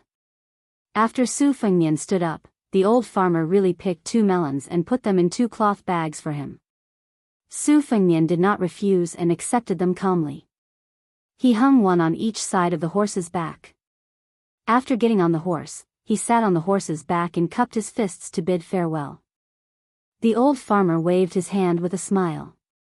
In life, people who meet by chance meet and then part, it cannot withstand scrutiny. Most of the time, they will never meet again. It is very rare for them to not hate each other and even leave a good impression. Su Fengnian did not think about this. He only thought that he met an interesting old man from Beimang. In his heart, he was still thinking about the upcoming sneak trip to Wuxia City. Perhaps it would be as dangerous as Tuoba Chunsen's assassination and hunt. In the past, in Biyao, which seemed to be an iron bucket but was actually surging with undercurrents, people from all walks of life came to seek revenge on him. All kinds of stories and legends, countless joys and sorrows, could be compiled into a book, 100 Ways to Assassinate the Butcher Su Shao and the Hedonistic Prince, and a book, Assassin's Men of Sacrifice Encyclopedia. Most of these dead people did not change until death. Even if they had to sacrifice their lives, they would still fly into the fire. However, many of the so-called blood feuds could be traced back to his grandfather's generation. But when it came to killing His Royal Highness, no one would be soft-hearted. Su Fengnian knew that when he succeeded the king of Biyao one day, the number of assassinations would only increase and not decrease. The reason was very straightforward. If he could not kill the butcher, who claimed that even the king of hell did not dare to accept him, wouldn't it mean that he could not kill a child of Biyao who could not even compete for military power? If Chen Jibao did not want to kill Su Fengnian, there were plenty of people who wanted to kill him. There was no need for the white-clothed warrior immortal to kill him with a borrowed knife. Su Fengnian carried his sword, his box, and his melons, and headed straight for Wuxia City. Chapter 568. Zhong Tan's gentle attitude had unknowingly become a protective talisman for Lu Chen. This made Lu Chen, who had prepared for the worst, feel as if she was waiting for a knife to slit her neck, but instead, she was waiting for a feather to brush against her neck. She was pleasantly surprised and somewhat at a loss. It was probably Zhong Tan's instructions that she was specially arranged to stay in a small lakeside building in the Zhong family's other residence, where she could enjoy a rare shade. Zhong Shentong and his younger brother, Zhong Liang, one was a Beimang great general with great authority, the other was a top-ranked Devil Path great warlord. Presumably, they would not bicker with a girl from the Lu family. However, the Lu family's temporary forbearance did not mean that the Lu family could be indifferent. After all, Zhong Gui was not worth mentioning in front of his elder brother, Zhong Tan. Compared to the descendants of the great clans of the Southern Dynasty, he was still a first-rate talent. It would be unreasonable if the Lu family did not take the initiative to explain his sudden death in a foreign land. At this moment, Lu Gui was standing in front of the window of the small house, quietly listening to his daughter narrate her painful experience. From beginning to end, he did not interrupt, question, or console her. Lu Gui's expression was sorrowful, suppressing her depression, doing her best to speak in a calm tone. Lu Chen did not admit that she had made any mistakes. Some girls were really born actors. As the head of the A family, Lu Gui had a slender figure, and was worthy of the evaluation of a handsome man. Although his hair was slightly white, he was still a handsome man who could make a girl's heart sway. This was especially true for women who had tasted the flavors of love and sex. Only then did Lu Gui slowly turn around and stare into his daughter's eyes. Lu Chen subconsciously withdrew her gaze. No matter how much she wanted to mend it, in front of someone like Lu Gui who had been immersed in the imperial court for half his life, it was futile. Moreover, no one knew a girl better than her father, so how could she hide it so well? However, Lu Gui, who understood her clearly, smiled sadly. He walked closer to Lu Chen, removing the veil that she had not had time to change off. Gazing at the almost unfamiliar and tattered face, he gently placed his hands on her tight shoulders. Shaking his head, he said, "If father did not care about you, how could he only have one daughter? Whether the story you told is true or false, father is well aware of it. As for whether we can deceive the Zhong brothers, that is up to fate." Lu Chen's eyes reddened. She was about to spill the beans and spill the beans. At this moment, she clenched her fists, either intentionally or unintentionally. Her fingertips pierced her palms and she sobered up a little. She bit her lips and rested her head on Lu Gui's shoulder. Lu Gui patted her back gently and said, "Zhong Gui's body has not been found yet. If I'm not wrong, it will be a cenotaph. Are you really willing to marry someone from the mortal world?" Lu Chen sobbed and said, "This is the duty of an unfilial daughter." Lu Gui was speechless. After Lu Gui left, the small house near the spring returned to its former tranquility. Lu Chen sat in front of the dressing table and looked down to see a bronze mirror. She waved her sleeve and threw it out, smashing it against the wall. A general is afraid of a new armor and a beauty in her twilight years is afraid of a bronze mirror. However, she was still a young woman and had not married. After Su Fengnian entered Wuxia City, it was reasonable for him to choose a high vantage point to observe the geography of the Spring of Joy. However, he had been ill for a long time and was very familiar with assassinations and ambushes. He knew that there were many forbidden areas in the Thunder Pond. Beiliang Palace occupied a mountain as the king, with the prince's mansion as the center near Mount Qingliang as the center. The mansions of many generals and dignitaries were gradually spread out according to their positions and titles. Among them, there were also a few high-class restaurants and inns that could be used as a good vantage point to observe the prince's mansion. However, all of these precious vantage points that made it convenient to observe the prince's mansion were firmly under the control of the mansion's secret agents. When new faces from outside the city first entered the city, they would first choose these spots. 9 out of 10 of them would be secretly killed if they climbed the stairs. The reason why the last one lived longer was because the Biyao palace wanted to cast a long line to catch a big fish. They thought that they were smart when in fact, it was no different from committing suicide. Su Fengnian later learned that during the short period before he turned 20, every time the mansion's maids and servants went out, there would be men of sacrifice following them. Chu Lushan was personally responsible for every detail. He found no less than 60 assassins and strangled them to death, pulling out the radishes and bringing out the mud. Several high-ranking Biyao officials' residences became uninhabited residences overnight. Therefore, Su Fengnian only chose a low-rise and that was slightly further away from the Spring of Joy to check in. He seemed to casually ask the waiter about a few sightseeing spots in Wuxia City. From the waiter, he learned that in 2 days it would be the 15th day of the month. The incense at Leiming Temple was at its peak. Nobles and travelers from outside the city, as well as wealthy merchants who were well off, liked to go to Leiming Temple on the 1st and 15th day of the month to worship a bodhisattva, or to light or add oil to a longevity green lotus lantern. However, the tribute for a small lantern would cost at least 100 taels of silver. Those who were devout Buddhists would easily give away several dozen taels of gold. It was a bottomless pit. Chapter 569. Probably because he looked down on Su Fengnian from the bottom of his heart, the waiter spoke with an air of generosity. He kept saying that if Su Fengnian didn't have a few hundred taels of silver, he shouldn't go to Leiming Temple to puff himself up at his own cost. Su Fengnian dismissed it with a laugh, saying that he would consider burning incense. While he was at it, Su Fengnian also praised the richness of Wuxia City, saying that as a foreigner, he had broadened his horizons. Only then did the waiter's expression turn for the better, and his tone of voice became warmer.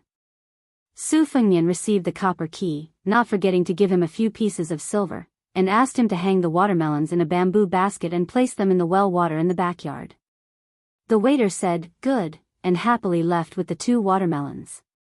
He found this scholar more and more pleasing to the eye. Su Fengnian put down the bookcase, took down the spring and autumn sword, and placed them on the table. Before he left, he stuck 2 silk threads between the cracks of the window and the door, which were hard to detect. When he pushed them open, they would break. He then nailed the flying sword, Morning Dew, with its perfect sword embryo, to the roof beam. After entering the city, Su Fengnian restrained most of his qi activity. Within 100 steps, he was still concerned about Morning Dew, so he went downstairs to eat lunch. The business of the inn was bleak, and there were only a few tables of customers. Su Fengnian ordered a pot of liquor and drank alone. He was relaxed and had a bit of the spirit of a scholar. Before Su Fengnian went to the north, he had a lot of business dealings. Not only were there tea leaves and porcelain, but there were also a lot of antiques, scriptures, and other relics of the spring and autumn period that had been lost among the common people were also sold to Wuxia City and a few other big cities. Before Su Fengnian went to the north, he had some understanding of the 8 great festival holders and the 12 great generals. Helian Wuwei of Shihe province was relatively unknown. He only knew that he was of noble birth in Beimang and was a romantic young man. However, after his family declined, he did not give up on everything. Instead, he turned over a new leaf. After 20 years of military service, his outstanding military service brought glory to his family. His wife died early from illness and he did not remarry, resulting in him having no children. He was completely different from Helian Wuwei, who was known for his military strength and ruthlessness. Other than his ability to lead troops, he could only be regarded as a troublemaker in the imperial court. He was also rarely seen in the empress's annual spring and winter hunts. Therefore, among the 8 great festival holders, he was the most aloof. Su Fengnian returned to his room. The silk thread was still intact. Other than eating and drinking, he spent his time alone, flipping through the secret Saber manual. Perhaps most people who obtained Wang Xianji's martial arts experience would be ecstatic and would quickly browse through it, wishing they could ascend to the first pin realm overnight. Fortunately, Su Fengnian was able to endure. He did not grasp the essence of the move and did not turn to the next page. At this time, he was still stuck at the bottleneck of tying the black silk thread. He also did not play any small trick of taking a detour. During the battle at the Dunhuang city gate, Dong Tai, who was about to go out to sea to visit the immortal mountain, and Luo Yang, who had the Jianghu innate talent, could be said to be evenly matched. Su Fengnian closed his eyes to feel the battle. After the battle, he stroked the hundreds and thousands of sword scars. He only felt that his heart was full of spirit, but he could not figure out what it was. Su Fengnian was not impatient. He still told himself to proceed step by step. The next day, he carried his book and sword and marched to Wuhou City. He ate and walked. The military formation in the city was solemn and orderly. Li Yishan always said that the ability to manage an army was in the smallest detail. Su Fengnian clearly noticed this point from the map of Beimang's military town that was hung in the Tide Listening Pavilion. On the western front bordering Liangmang, Beimang's elite troops were all rushing to the southern border. They looked like they were going to fight to the death with the Beiliang cavalry. On the eastern front between the two dynasties, the military strength of both sides was a notch higher. It was just that as they moved northward, their military strength gradually increased. Beimang's eastern border had Dongjin and Juzhi prefectures, which were obviously inferior to Shihe prefecture, which had Kungbijuan as its foundation. Su Fengnian did not know whether this arrangement, which was better or worse, was intentional or not. He did not know whether it was a deliberate arrangement or an unintentional move that had to do with the temperament and ability of the several preceptors.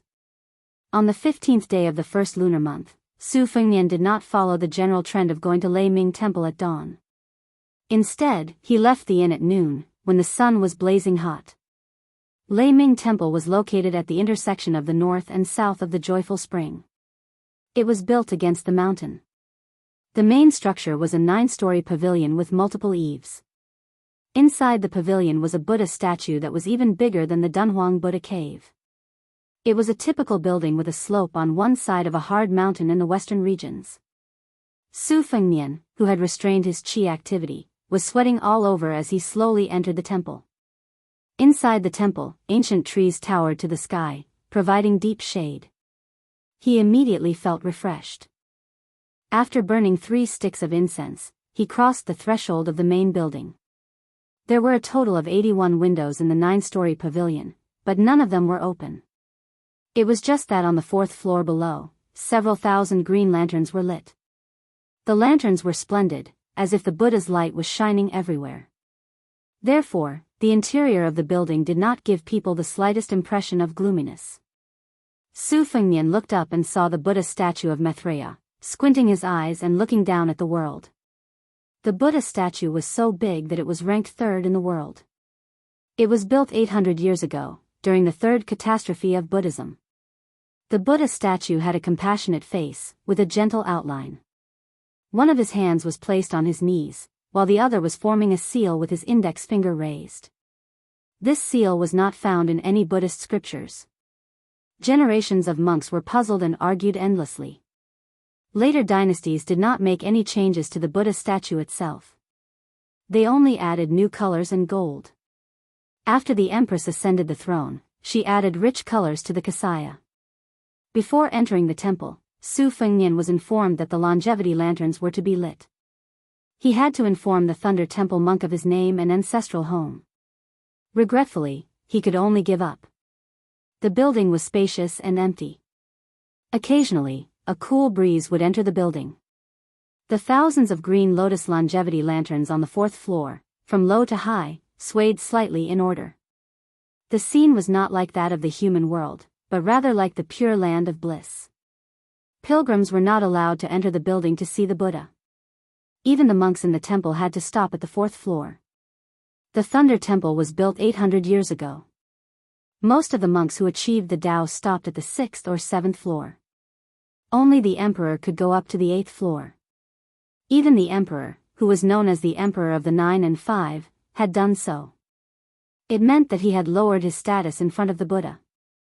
Naturally, no one could go up to the 9th floor. Even the Beimang Empress, who had the ambition to unify the world, was no exception. Su Fengnian bowed to the Buddha and was about to leave the building. He was about to go to a nearby sutra pavilion to enjoy the scenery. In a flash, he had a telepathic connection and looked up. He saw a head poking out of the Buddha's palm. The head was looking straight at him with a cold gaze. At this moment, Su Fengnian only felt that it was ridiculous. His strange mood was indescribable. This woman was really audacious. The white-robed Luo Yang. Sitting on the Buddha's palm, she bent over and poked out her head. She was looking at Su Fengnian. Su Fengnian thought that if it was a gentle woman like Huang Baozhuang, she would definitely not dare to be so rebellious. Su Fengnian said to himself, "The devil Buddha has a line." Thinking of the magnificent scenery of the falling clouds outside Wuhou City, he suddenly had a hint of understanding. However, it slipped away and he did not grasp it. For some reason, Luo Yang, who appeared in the Thunder Temple, did not leave the Buddha's palm. Su Fengnian also did not go up. The two could only look at each other. Then, Su Fengnian almost vomited blood. The white-robed Luo Yang seemed to be annoyed by Su Fengnian's cowardice. When her body floated down, her qi surged like a river flowing into the sea. Thousands of longevity lamps were extinguished in an instant. Su Fengnian felt a headache coming on. He cursed in his heart, "What a sin." Chapter 570. For some reason, there was no one guarding the green lotus lamp in the building. Su Fengnian couldn't care less about this. He found a few fire folds in front of a small niche at the top of the stairs. After lighting them up, he glided backward along the corridor like a fish. Wherever he went, the longevity lamps would light up one after another. The ground floor was once again as bright as day. Su Fengnian hurriedly climbed up the stairs and lit up the second fire fold. He retreated so that he wouldn't extinguish the fire. Intentionally or unintentionally, Su Fengnian's mind was as clear as a lotus pond. After one round, he climbed up the 3rd and 4th floors. As the main culprit, the devil Luo Yang did not feel guilty at all.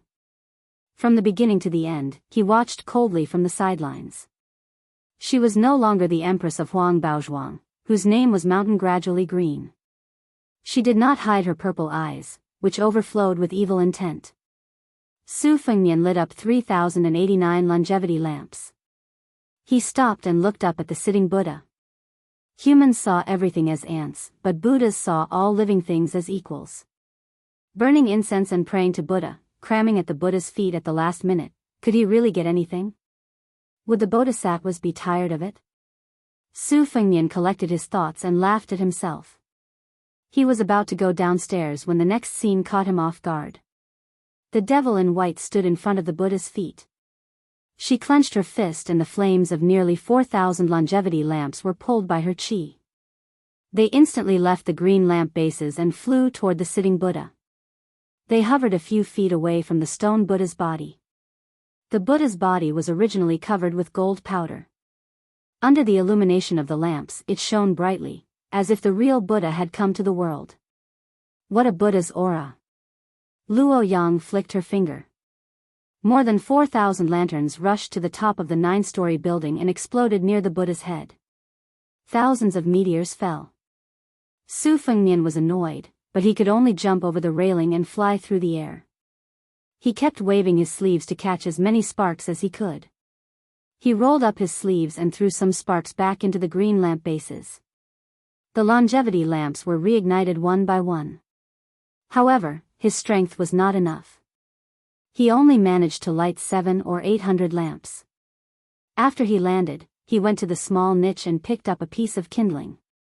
He looked at the devil, who turned around with her hands clasped behind her back and looked out of the door. Only then did Su Fengnian feel relieved. He slowly went downstairs and stood beside Luo Yang. She did not beat around the bush and said straightforwardly, "The Zhong family is good at robbing tombs." During the chaos of the Spring and Autumn War, they obtained a bamboo slip from the tomb of King Qian of the southern Tang dynasty. 800 years ago, the emperor of the Great Qin dynasty was buried in the territory of Shihe province. Lu Gui was proficient in geomancy and geography, so the two families joined hands to open the tomb and steal the treasure. I have no interest in the relics of the Emperor Qin, but I don't like Zhongliang. Whatever he wants to do, I will not let him do it. Su Fengnian frowned and said, with your great divine ability as the fourth most powerful person in the world, wouldn't it be fine if you directly killed Zhongliang? No matter how powerful Zhongliang is, can he compare to Dong Tai and Hong Jingyan? Luo Yang's tone was ice cold. Is it that simple? Su Fengnian was speechless. You are the great demon who has single-handedly killed the most people in the world. Back in the day, you roamed through the 8 prefectures of Beimang, killing everyone you saw. You killed several thousand people in a spurt of energy, and only stopped when you were stopped by Tuoba in Beimang's imperial city. You could be considered a mountain of corpses and a sea of blood, so how could you be so modest and modest now? However, Su Fengnian did not say this out loud. Facing the blind zither player Xue Songguan was enough for him to risk his life, but facing Luo Yang, even 10 lives would not be enough for her to kill. Su Fengnian also did not dare to treat her as a woman. When they first met in the chess and sword music school, with his outstanding memory, he clearly remembered her appearance and figure. When he saw her again in Dunhuang, he only felt that her face was blurry. It was not simply because Luo Yang's imposing manner made it difficult to distinguish whether she was a man or a woman, but rather because he felt that something was not right. If he wanted to get to the bottom of it, this might be the first time in his life that Su Fengnian was so afraid of a woman. Luo Yang said calmly, I've been waiting for you here for 2 days. Su Fengnian's face was full of doubt. Luo Yang hesitated for a moment, then said, do you know where the mausoleum of the Great Qin dynasty's emperor is hidden? Su Fengnian held back the sarcastic sarcasm that almost slipped out of his mouth. He grinned and said, if I knew, I would have taken a hoe to dig up treasures in the grave long ago. Luo Yang walked towards a tall sutra depository with a plaque hanging from it that read, Buddha comes, Buddha goes. Su Fengnian asked, why don't I see the monks of the thunder rumbling temple? Luo Yang said lightly, before you entered the temple, I was resting on the palm of the Buddha statue. I thought that they were chanting sutras and doing their homework on the wooden fish, so I killed them all. Su Fengnian walked out of the building, and his restrained qi poured out in torrents. The mirage of the great yellow courtyard was lofty, and the sleeves of his long gown fluttered in the wind.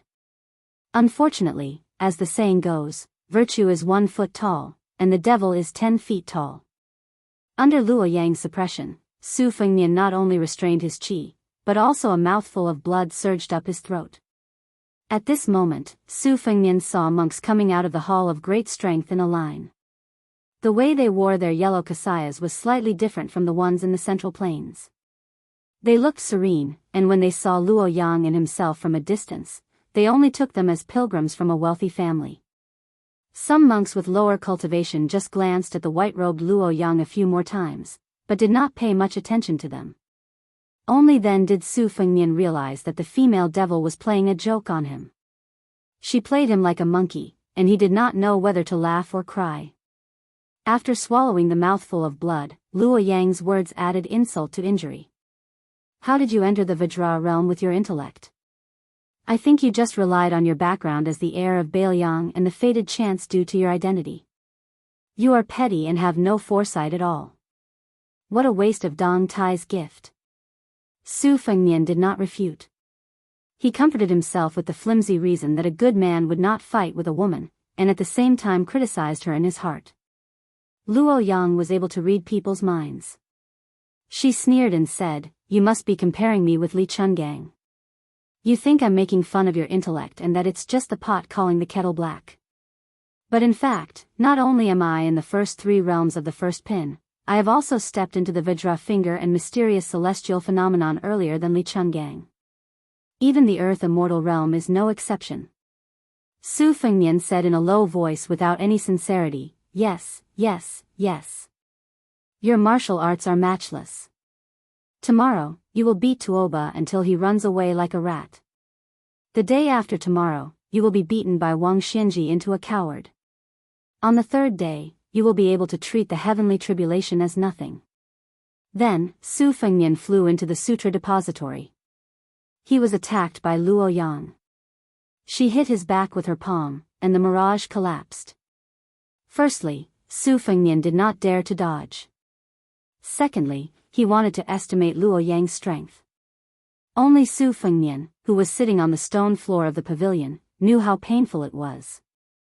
He wiped away the scarlet blood that seeped out of the corner of his mouth and cultivated a sword amidst the pain. After the temperamental Luo Yang entered the pavilion, she did not even look at Su Fengnian and went straight to the top floor. Although it was the Sutra Depository in name, it was actually a 6-story steel pagoda. The wooden stairs spiraled upwards. Luo Yang came to the top floor and looked up at the Spring of Joy. On the top wall of the pagoda, there were many poems of scholars and poets who enjoyed the scenery. Because the latecomers did not follow the rules, the words were overlapping and changed beyond recognition. Su Fengnian looked around in boredom. He did not see many poems with good charm. They were all the kind that groaned for no reason. However, there were some small songs and sentences that were interesting. For example, the spring breeze in Jiangnan, the sound of the orioles on the ancient trees, and so on. He memorized them one by one in his mind. He wanted to plagiarize them and present them to his second sister, who was known as the best in the literary world. Chapter 571. Su Fengnian accidentally saw half of a poem, so he wiped it away with his palm. Su Fengnian stood by the window and slightly released his qi. His vision gradually became clear, and he began to memorize the layout of the mansion of the joyous spring. As the refugees moved north, they brought with them a wave of south wind blowing north. The courtyard architecture was tainted with the style of the spring and autumn period, which was undoubtedly the most obvious phenomenon. Beimang was not only the southern dynasty, there were also many noble families in the north who pursued the style of small bridges, flowing water, and deep courtyards.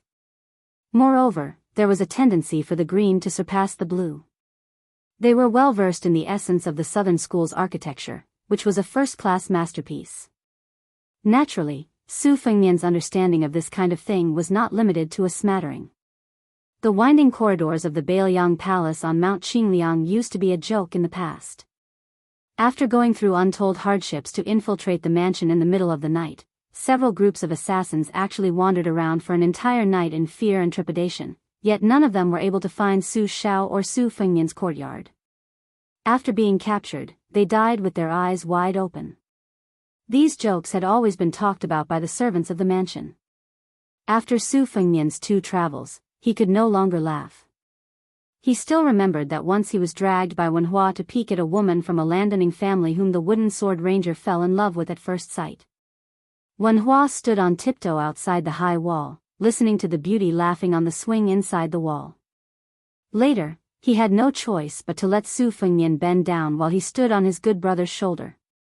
Only then could he be considered to have seen the woman he admired. After being discovered by the guards of the courtyard, they chased after him with sticks and gave him a good beating. Su Fengnian's waist and back were sore. The key point was that every time Wenhua solemnly vowed that he would not marry anyone else, he was unreliable. When he saw a beautiful woman again, he would change his mind at the sight of her and travel together with her. He did not know how many times they had fallen in love at first sight. Su Fengnian could not bear it, and afterward, he made a dig at Wenhua, saying that even if he sneaked into the mansion, he could not be a flower thief. Luo Yang's words hit the nail on the head. She asked, "Who are you going to the north of the joyous spring to kill? Kill Helian Weiwu? Do you think you can do it? Or do you have a Beiliang spy?" Su Fengnian shook his head. "I'm just going to take a look." Luo Yang's carelessly said, "If you're not careful, you'll be spotted by the devil Zhong, who is ranked after me. Even if you live, you'll lose a few layers of skin." Su Fengnian pretended to be silly and smiled. "I don't plan to cause any trouble. I don't have much money on me. I'm just going to steal a few valuable items." Luo Yang said calmly, "I'll go with you." Su Fengnian immediately refused. "Please don't. I'm going to be a thief, not a devil who kills to silence witnesses. Luo Yang turned her head and laughed. I won't expose your whereabouts. I'm just curious about what kind of shady business a Biyao heir is up to. Actually, you know very well that I didn't kill the innocent in Wuxia City, and most likely I won't go to the joyous spring to start a massacre. Don't pretend you don't know and treat me like a fool. You'll have to wait until you've reached the celestial phenomenon realm and have the qualifications to fight me.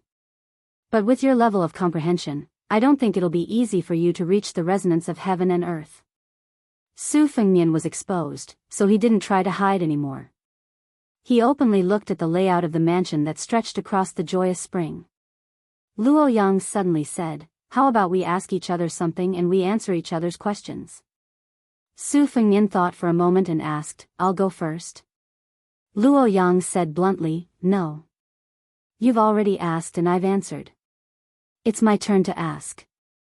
Su Fengnian felt extremely sullen. Luo Yang wasn't the graceful and graceful Huang Baozhuang. When had she ever been kind to others, let alone be considerate? She ignored Su Fengnian's gloominess and asked directly, what is your ultimate goal in coming to Beimang? Su Fengnian was silent. Luo Yang waited quietly. Su Fengnian rubbed his cheeks. For the first time since he went to the north alone, he spoke softly, to meet an extremely important person. 20 years have passed, and even my father doesn't know if he's still trustworthy.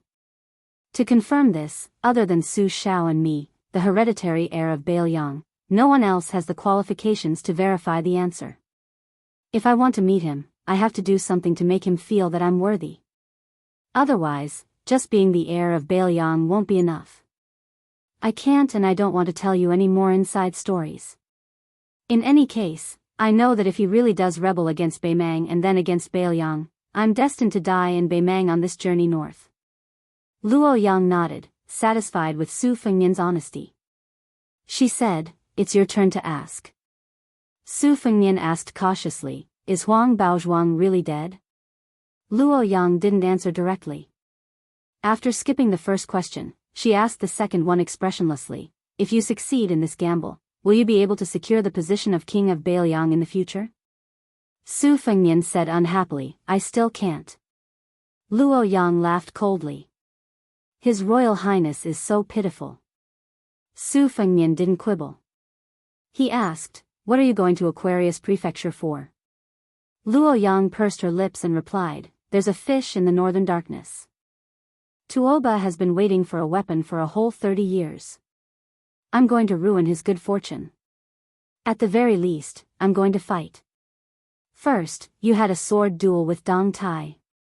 Then, you obstructed the Zhong family's treasure hunt. Now, you're going to find trouble with the Beimang military god. Can't you stop for a bit? Su Fengnian was shocked beyond words, but he quickly regained his composure. If Luo Yang could be judged with common sense, she wouldn't be the number one person of the demonic path. Luo Yang asked a thorny and unlucky question. If you die in Beimang, do you need me to collect your corpse and send it back to Biyao? Su Fengnian sighed. Then I'll thank you in advance. Luo Yang suddenly smiled sweetly. Actually, if I die in Tuoba's hands in the northern ice field, you won't be able to escape either. At that time, whoever dies later will have to collect the corpse. Su Fengnian smiled bitterly. Can't you not fight with Tuoba? You're still young. Won't it be safer if you wait until you're an earth immortal? Luo Yang's eyes were unfocused. She looked into the distance. Things that I'm confident in are boring. Su Fengnian said softly, it's just that I can't beat you. Otherwise, I'd say you're really pretentious. Su Fengnian, who was playing a word game, was soon beaten into the wall. After he landed, he patted the dust off and slowly breathed in and out. He was angry, but he didn't dare to say anything. A strange smile suddenly appeared on Su Fengnian's face as he asked in a low voice, I heard that you killed your way all the way to the Northern Mang Imperial Palace. Empress Murong was standing on top of the city walls while you were standing below the city walls. Luo Yang seemed to have never thought about this kind of thing. When Su Fengnian thought she was going to let it go, she unexpectedly spat out 3 words slowly. Old woman. Su Fengnian was stunned for a moment, then he laughed out loud. It turned out that when this demoness was mean, she was even scarier than martial arts. Would the Empress of Beimang be angered to death when she heard this?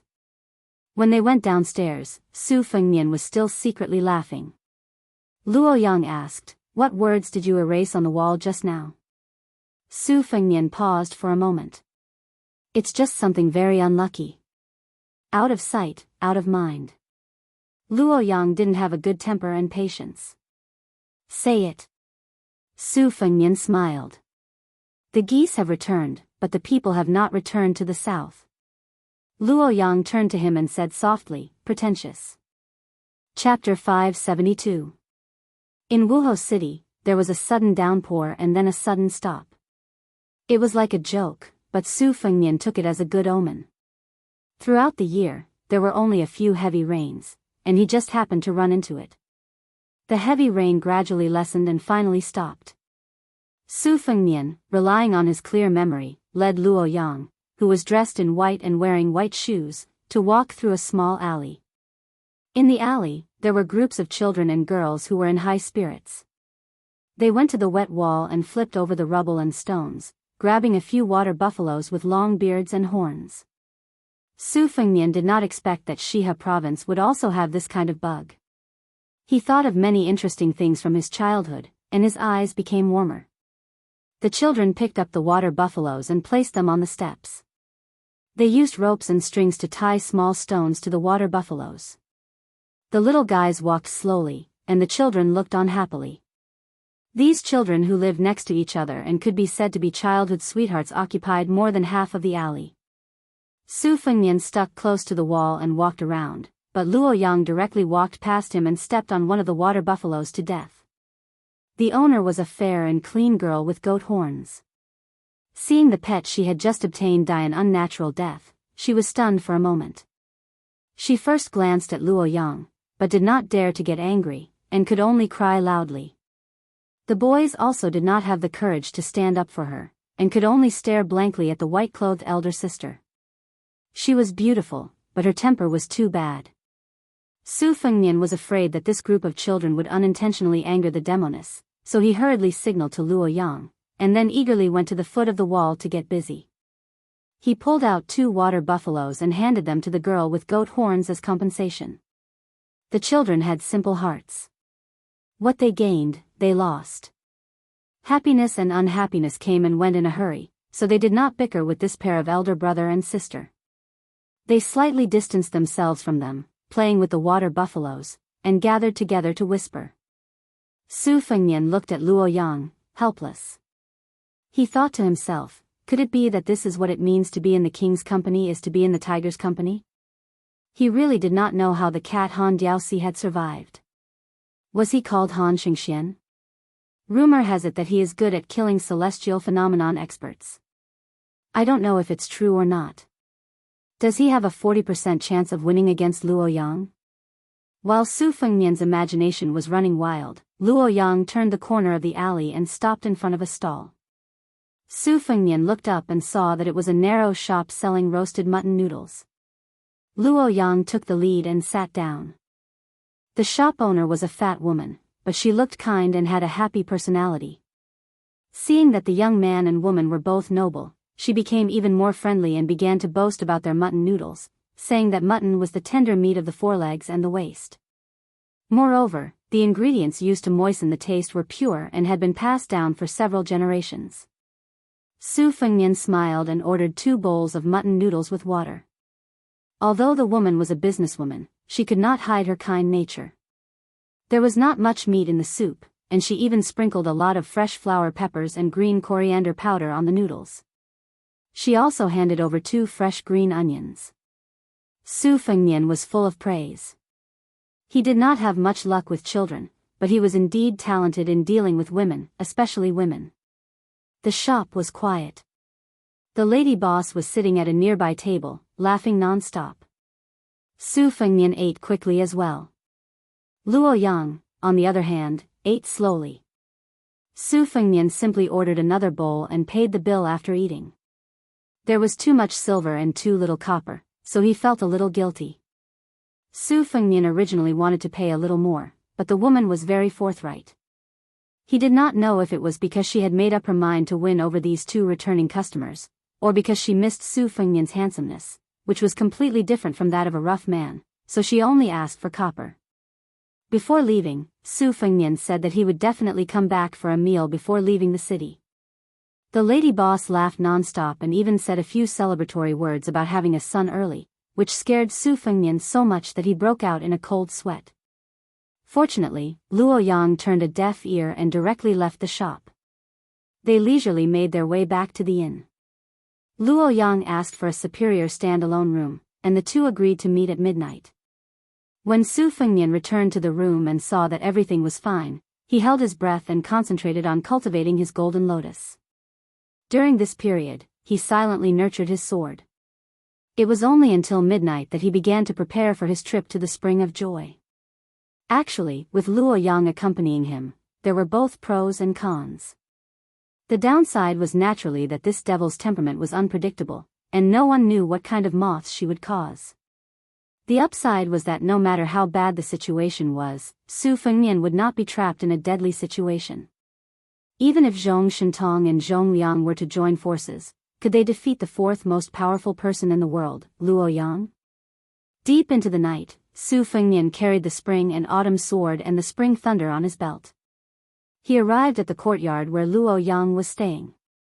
She was sitting on the steps, looking up at the starry sky. The city walls of Wuhou were high, and the sky was low. The scenery was too different from the south.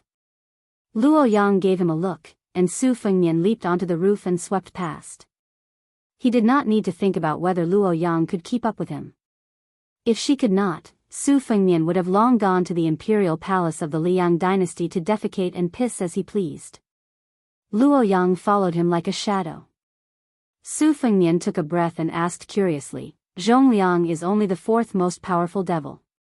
Why do you say that he's only behind you?" Luo Yang strolled leisurely in the courtyard. Her voice was cold and clear. "Isn't that maid of yours a coward as well? She's only willing to be ranked last." Su Fengnian laughed. "Of course she's not as good as you." Chapter 573. Fortunately, Su Fengnian was no stranger to the military night curfew and the layout of the city defense. Fortunately, Luo Yang was willing to lower herself and follow him stealthily.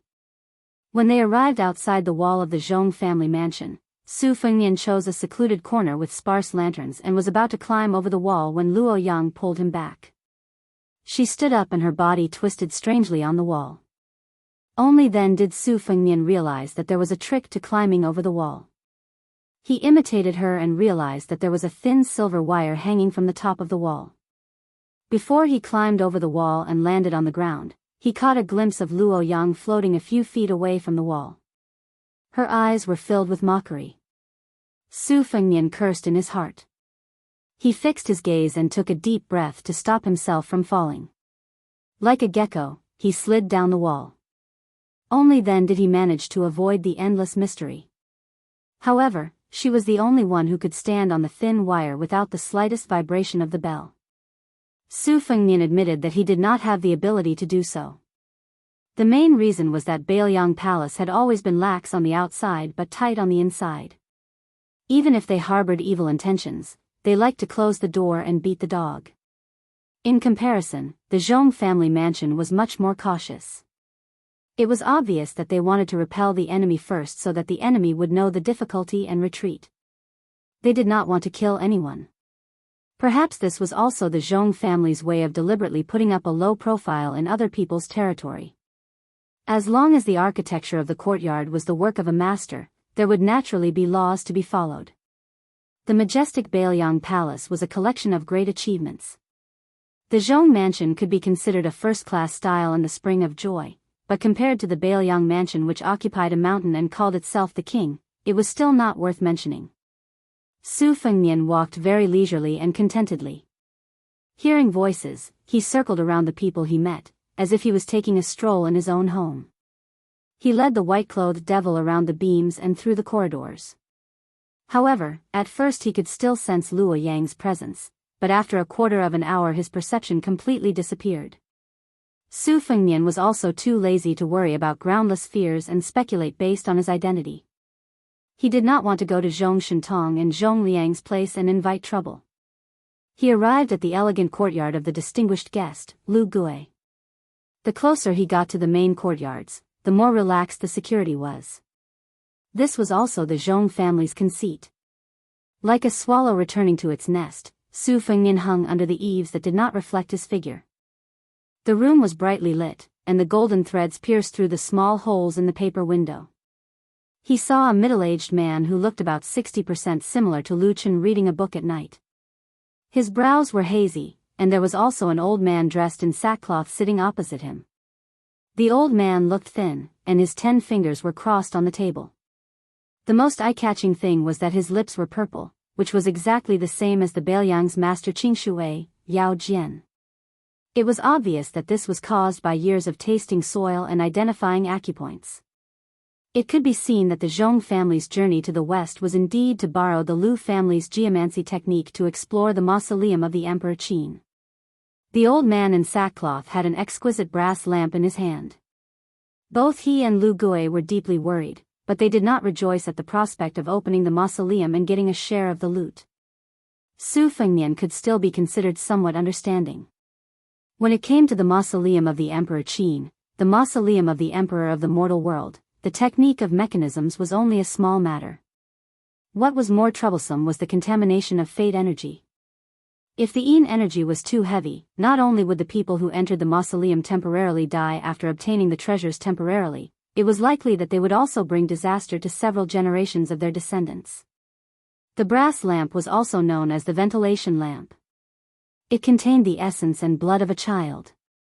Once it was lit, it could be used to ward off the Yin energy.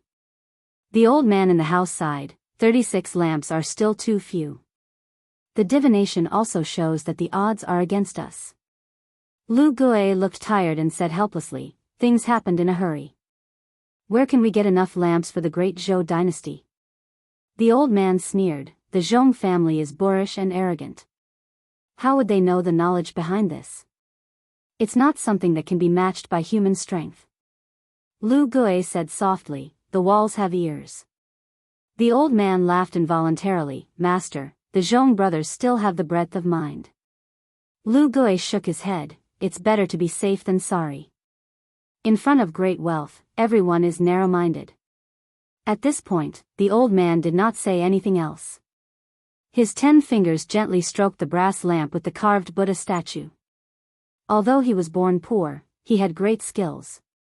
Since he was young, he had learned how to make Buddha from an unknown Buddhist master. It was only after that Buddhist master passed away that he was valued. He was known as the ancestor of the revival of Dunhuang Buddha Cave. After his death, he was posthumously conferred the title of abbot of the whole mountain. He was especially good at making guanyin statues. Although the old man was not a monk, he was ingenious. His Buddha statue did not stick to the guanyin. It was said that the 10,000 Buddhas were in the heart, 32 faces, good for light, and good for 80 kinds of good. The qi-exchanging lamp was his creation. According to the precepts of the king's scripture, if the Buddha statue was not as good as the Dharma, even if the Buddha Bodhisattva was consecrated by the eminent monk, they would not come to receive the Buddha. In layman's terms, the common folk only knew that it was not easy to invite the Buddha, but they did not know how difficult it was. In fact, if the Buddha statue was not as good as the Dharma, the real Buddha would not come. Therefore, many places of worship were not blessed by the Dharma. And many places of worship were full of evil. This led to the Buddha statue not being effective, and the prayers not being fulfilled.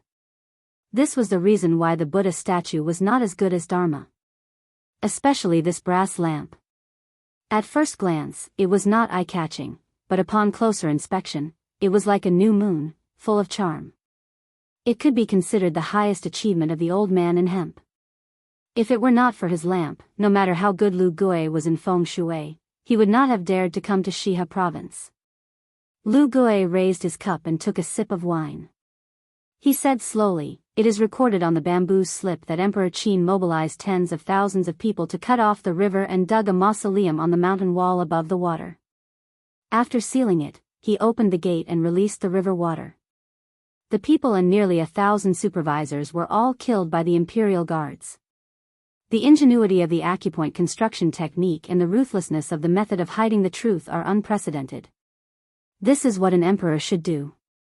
Lu Gui continued, if we want to reopen the mausoleum of the Emperor Qin, we have to collude with the preceptor Helian Weiwu. Otherwise, how can we do such a huge project of cutting off the river? As for how the Zhong family persuaded this stubborn old man, we don't know. That's good. One less secret, one less trouble. Su Fengnian, who was hanging under the eaves, frowned. 800 years ago, in the mausoleum of the Qin Emperor, Li Zhu, the empress of the great Qin Empire, and the white-robed Luoyang who spat out pearls. Why did it feel like they were about to become one? Was Luoyang, whose pearl of the pearl was destroyed by Dong Tai, trying to ruin the Zhong family's good deed, or was she trying to accomplish her own good deed? Su Fengnian, who was helping the evildoer, was worried. Chapter 574.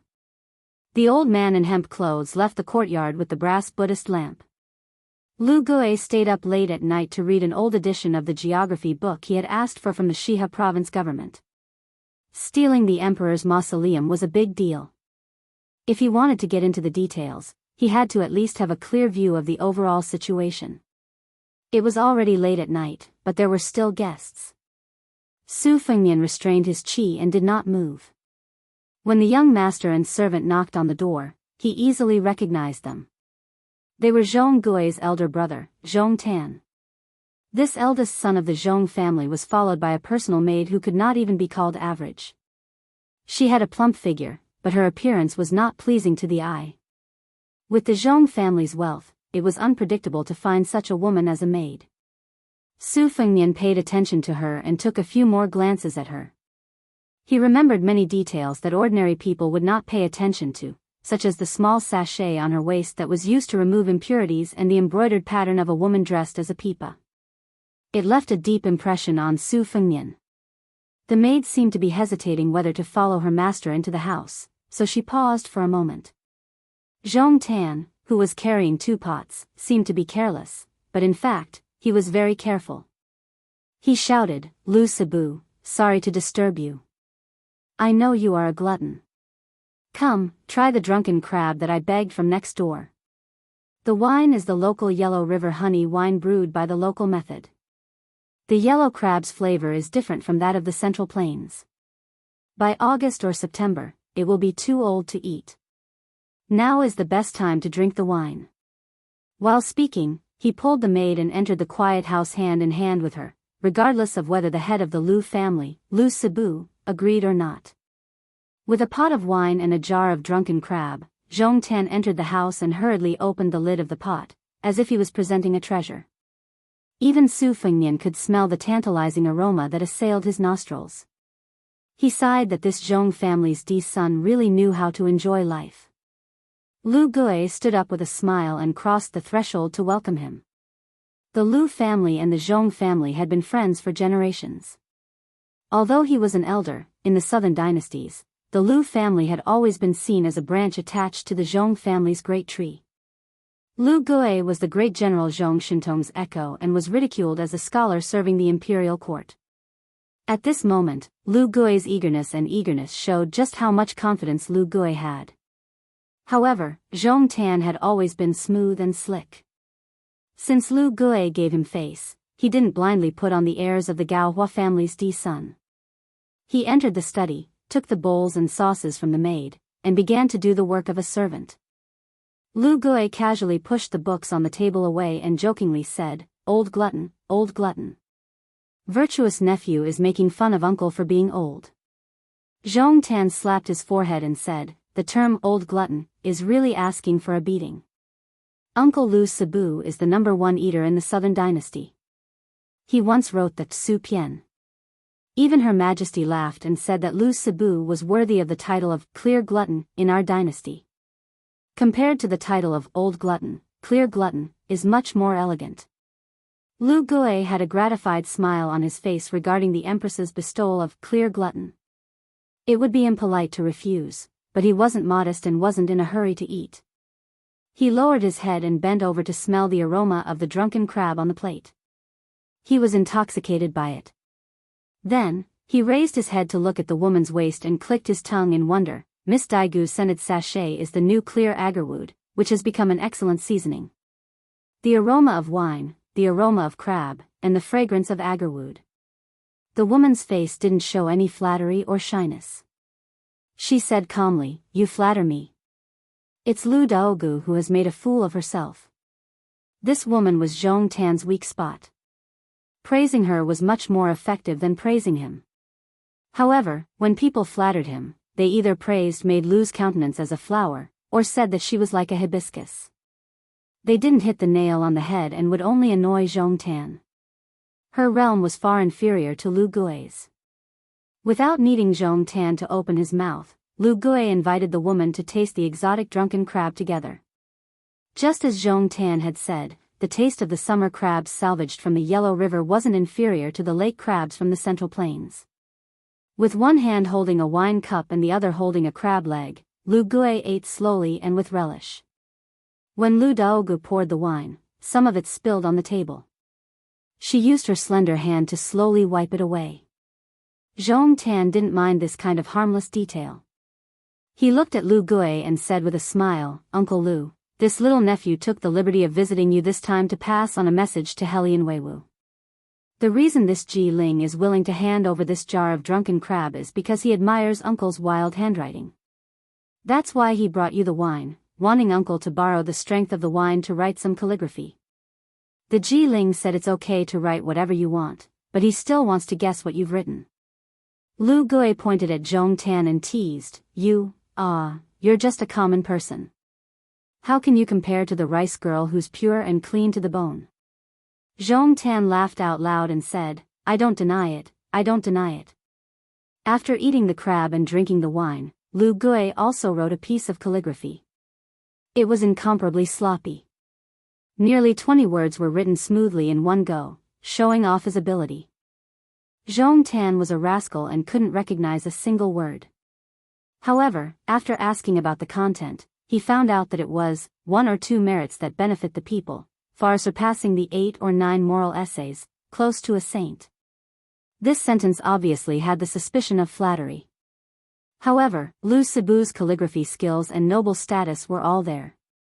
If this piece of calligraphy was given out, as he said to San Xiang Yi earlier, Lu Gui, Zhong Tan, and Helian Weiwu would all be happy. Moreover, Lu Gui was originally a scholar who wrote moral essays. He belittled himself to elevate the Ji Ling of Shihe province who was a martial artist.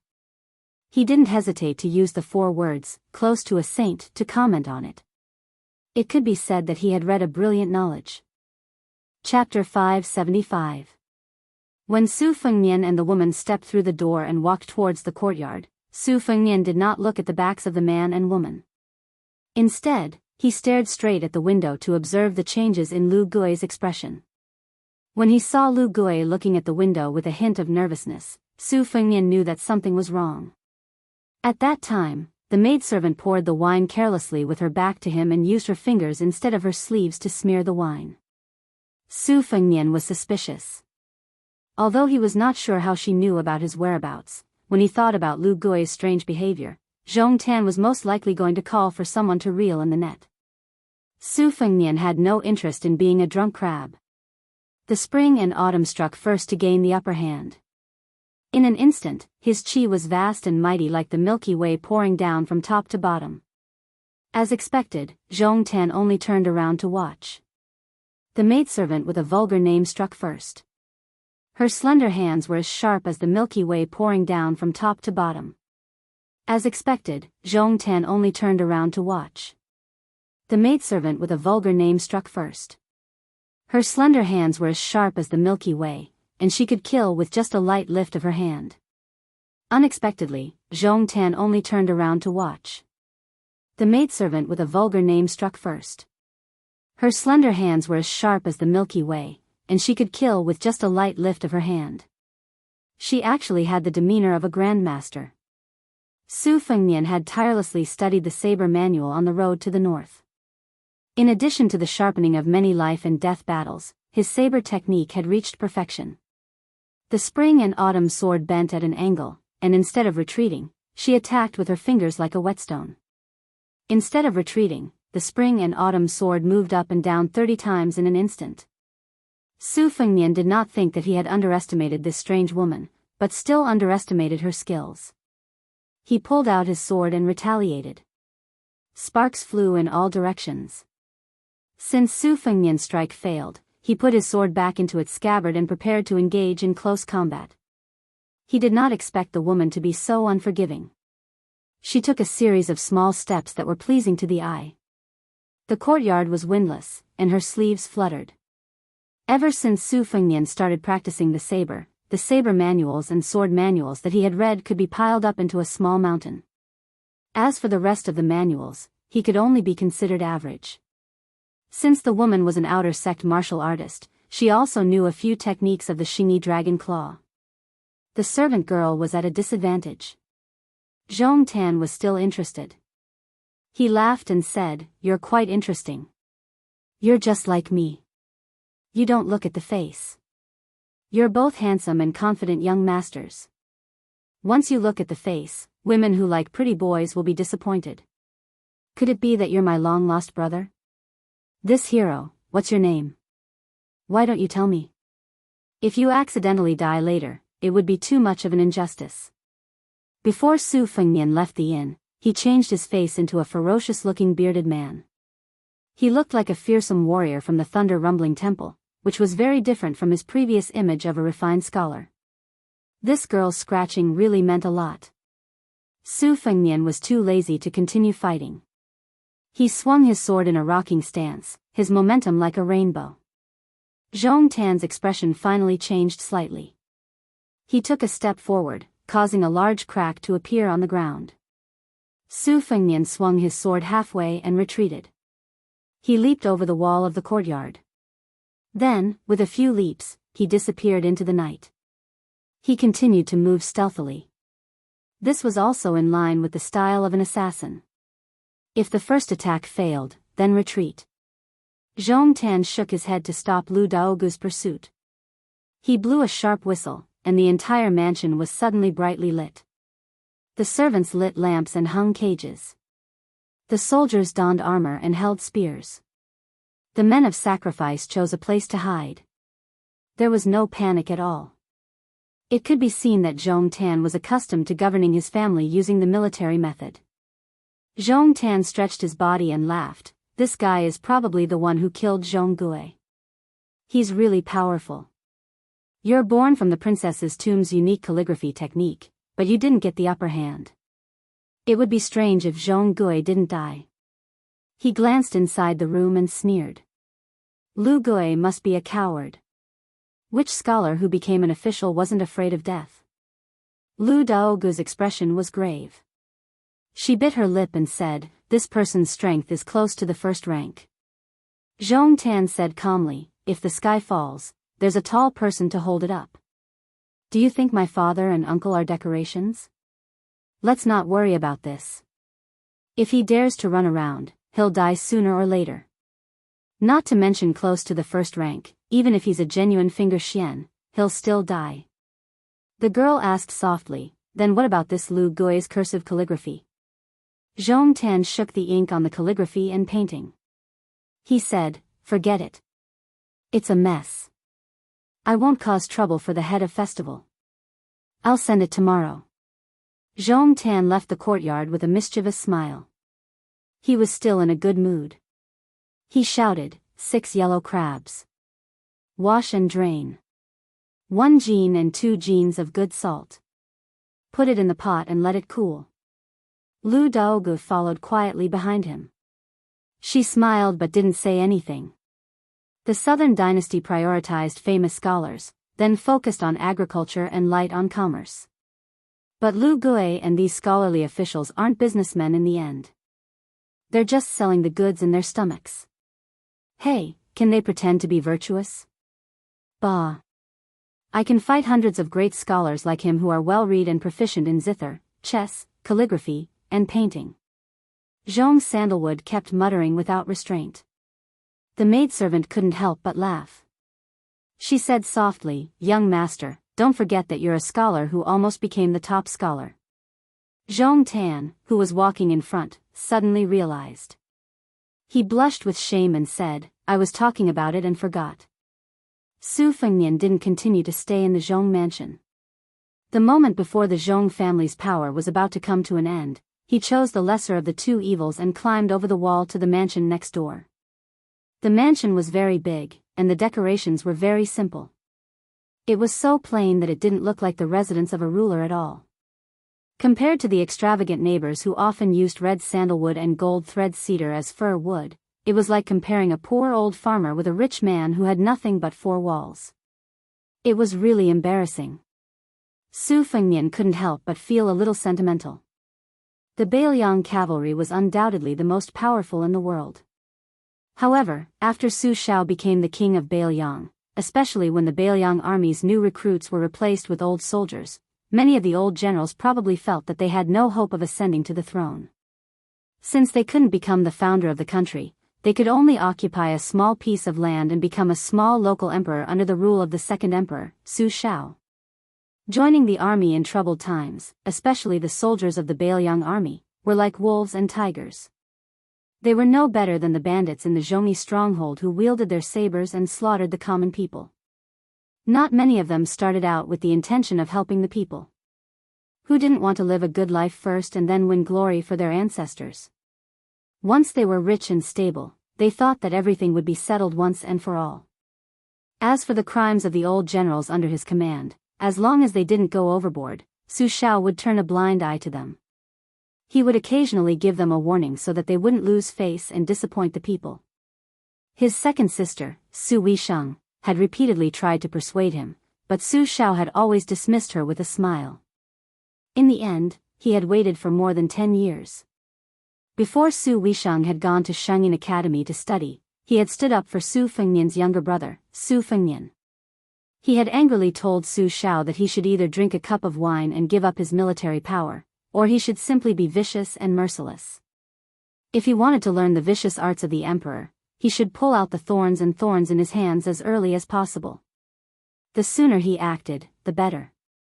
If he acted any later, the thorns would be deeply rooted in the Su family's family business, which would be passed on to the next generation. But Su Shao continued to smile and say nothing. It was no wonder that he was both happy and afraid every time his second sister returned to Biyao. His second daughter's honest advice was jarring to the ear, and it gave the king of Biyao a headache. Su Fengnian sighed inwardly as he quietly made his way into the magistrate's mansion. The night curfew here was sparse, and there was no hidden killing intent. It was truly relaxed from beginning to end. From another point of view, this was more like a home, not a disguised military camp. Then, Su Fengnian saw two old friends by the lake. One was very old, the other was very new. Even the strong-willed Su Fengnian was a little flabbergasted when he saw this pair of unexpected people. The very old one was an old friend who had met in a foreign land. He had white hair and a blade. As for the relatively new one, he was no longer selling melons and had come to the magistrate's mansion to fish.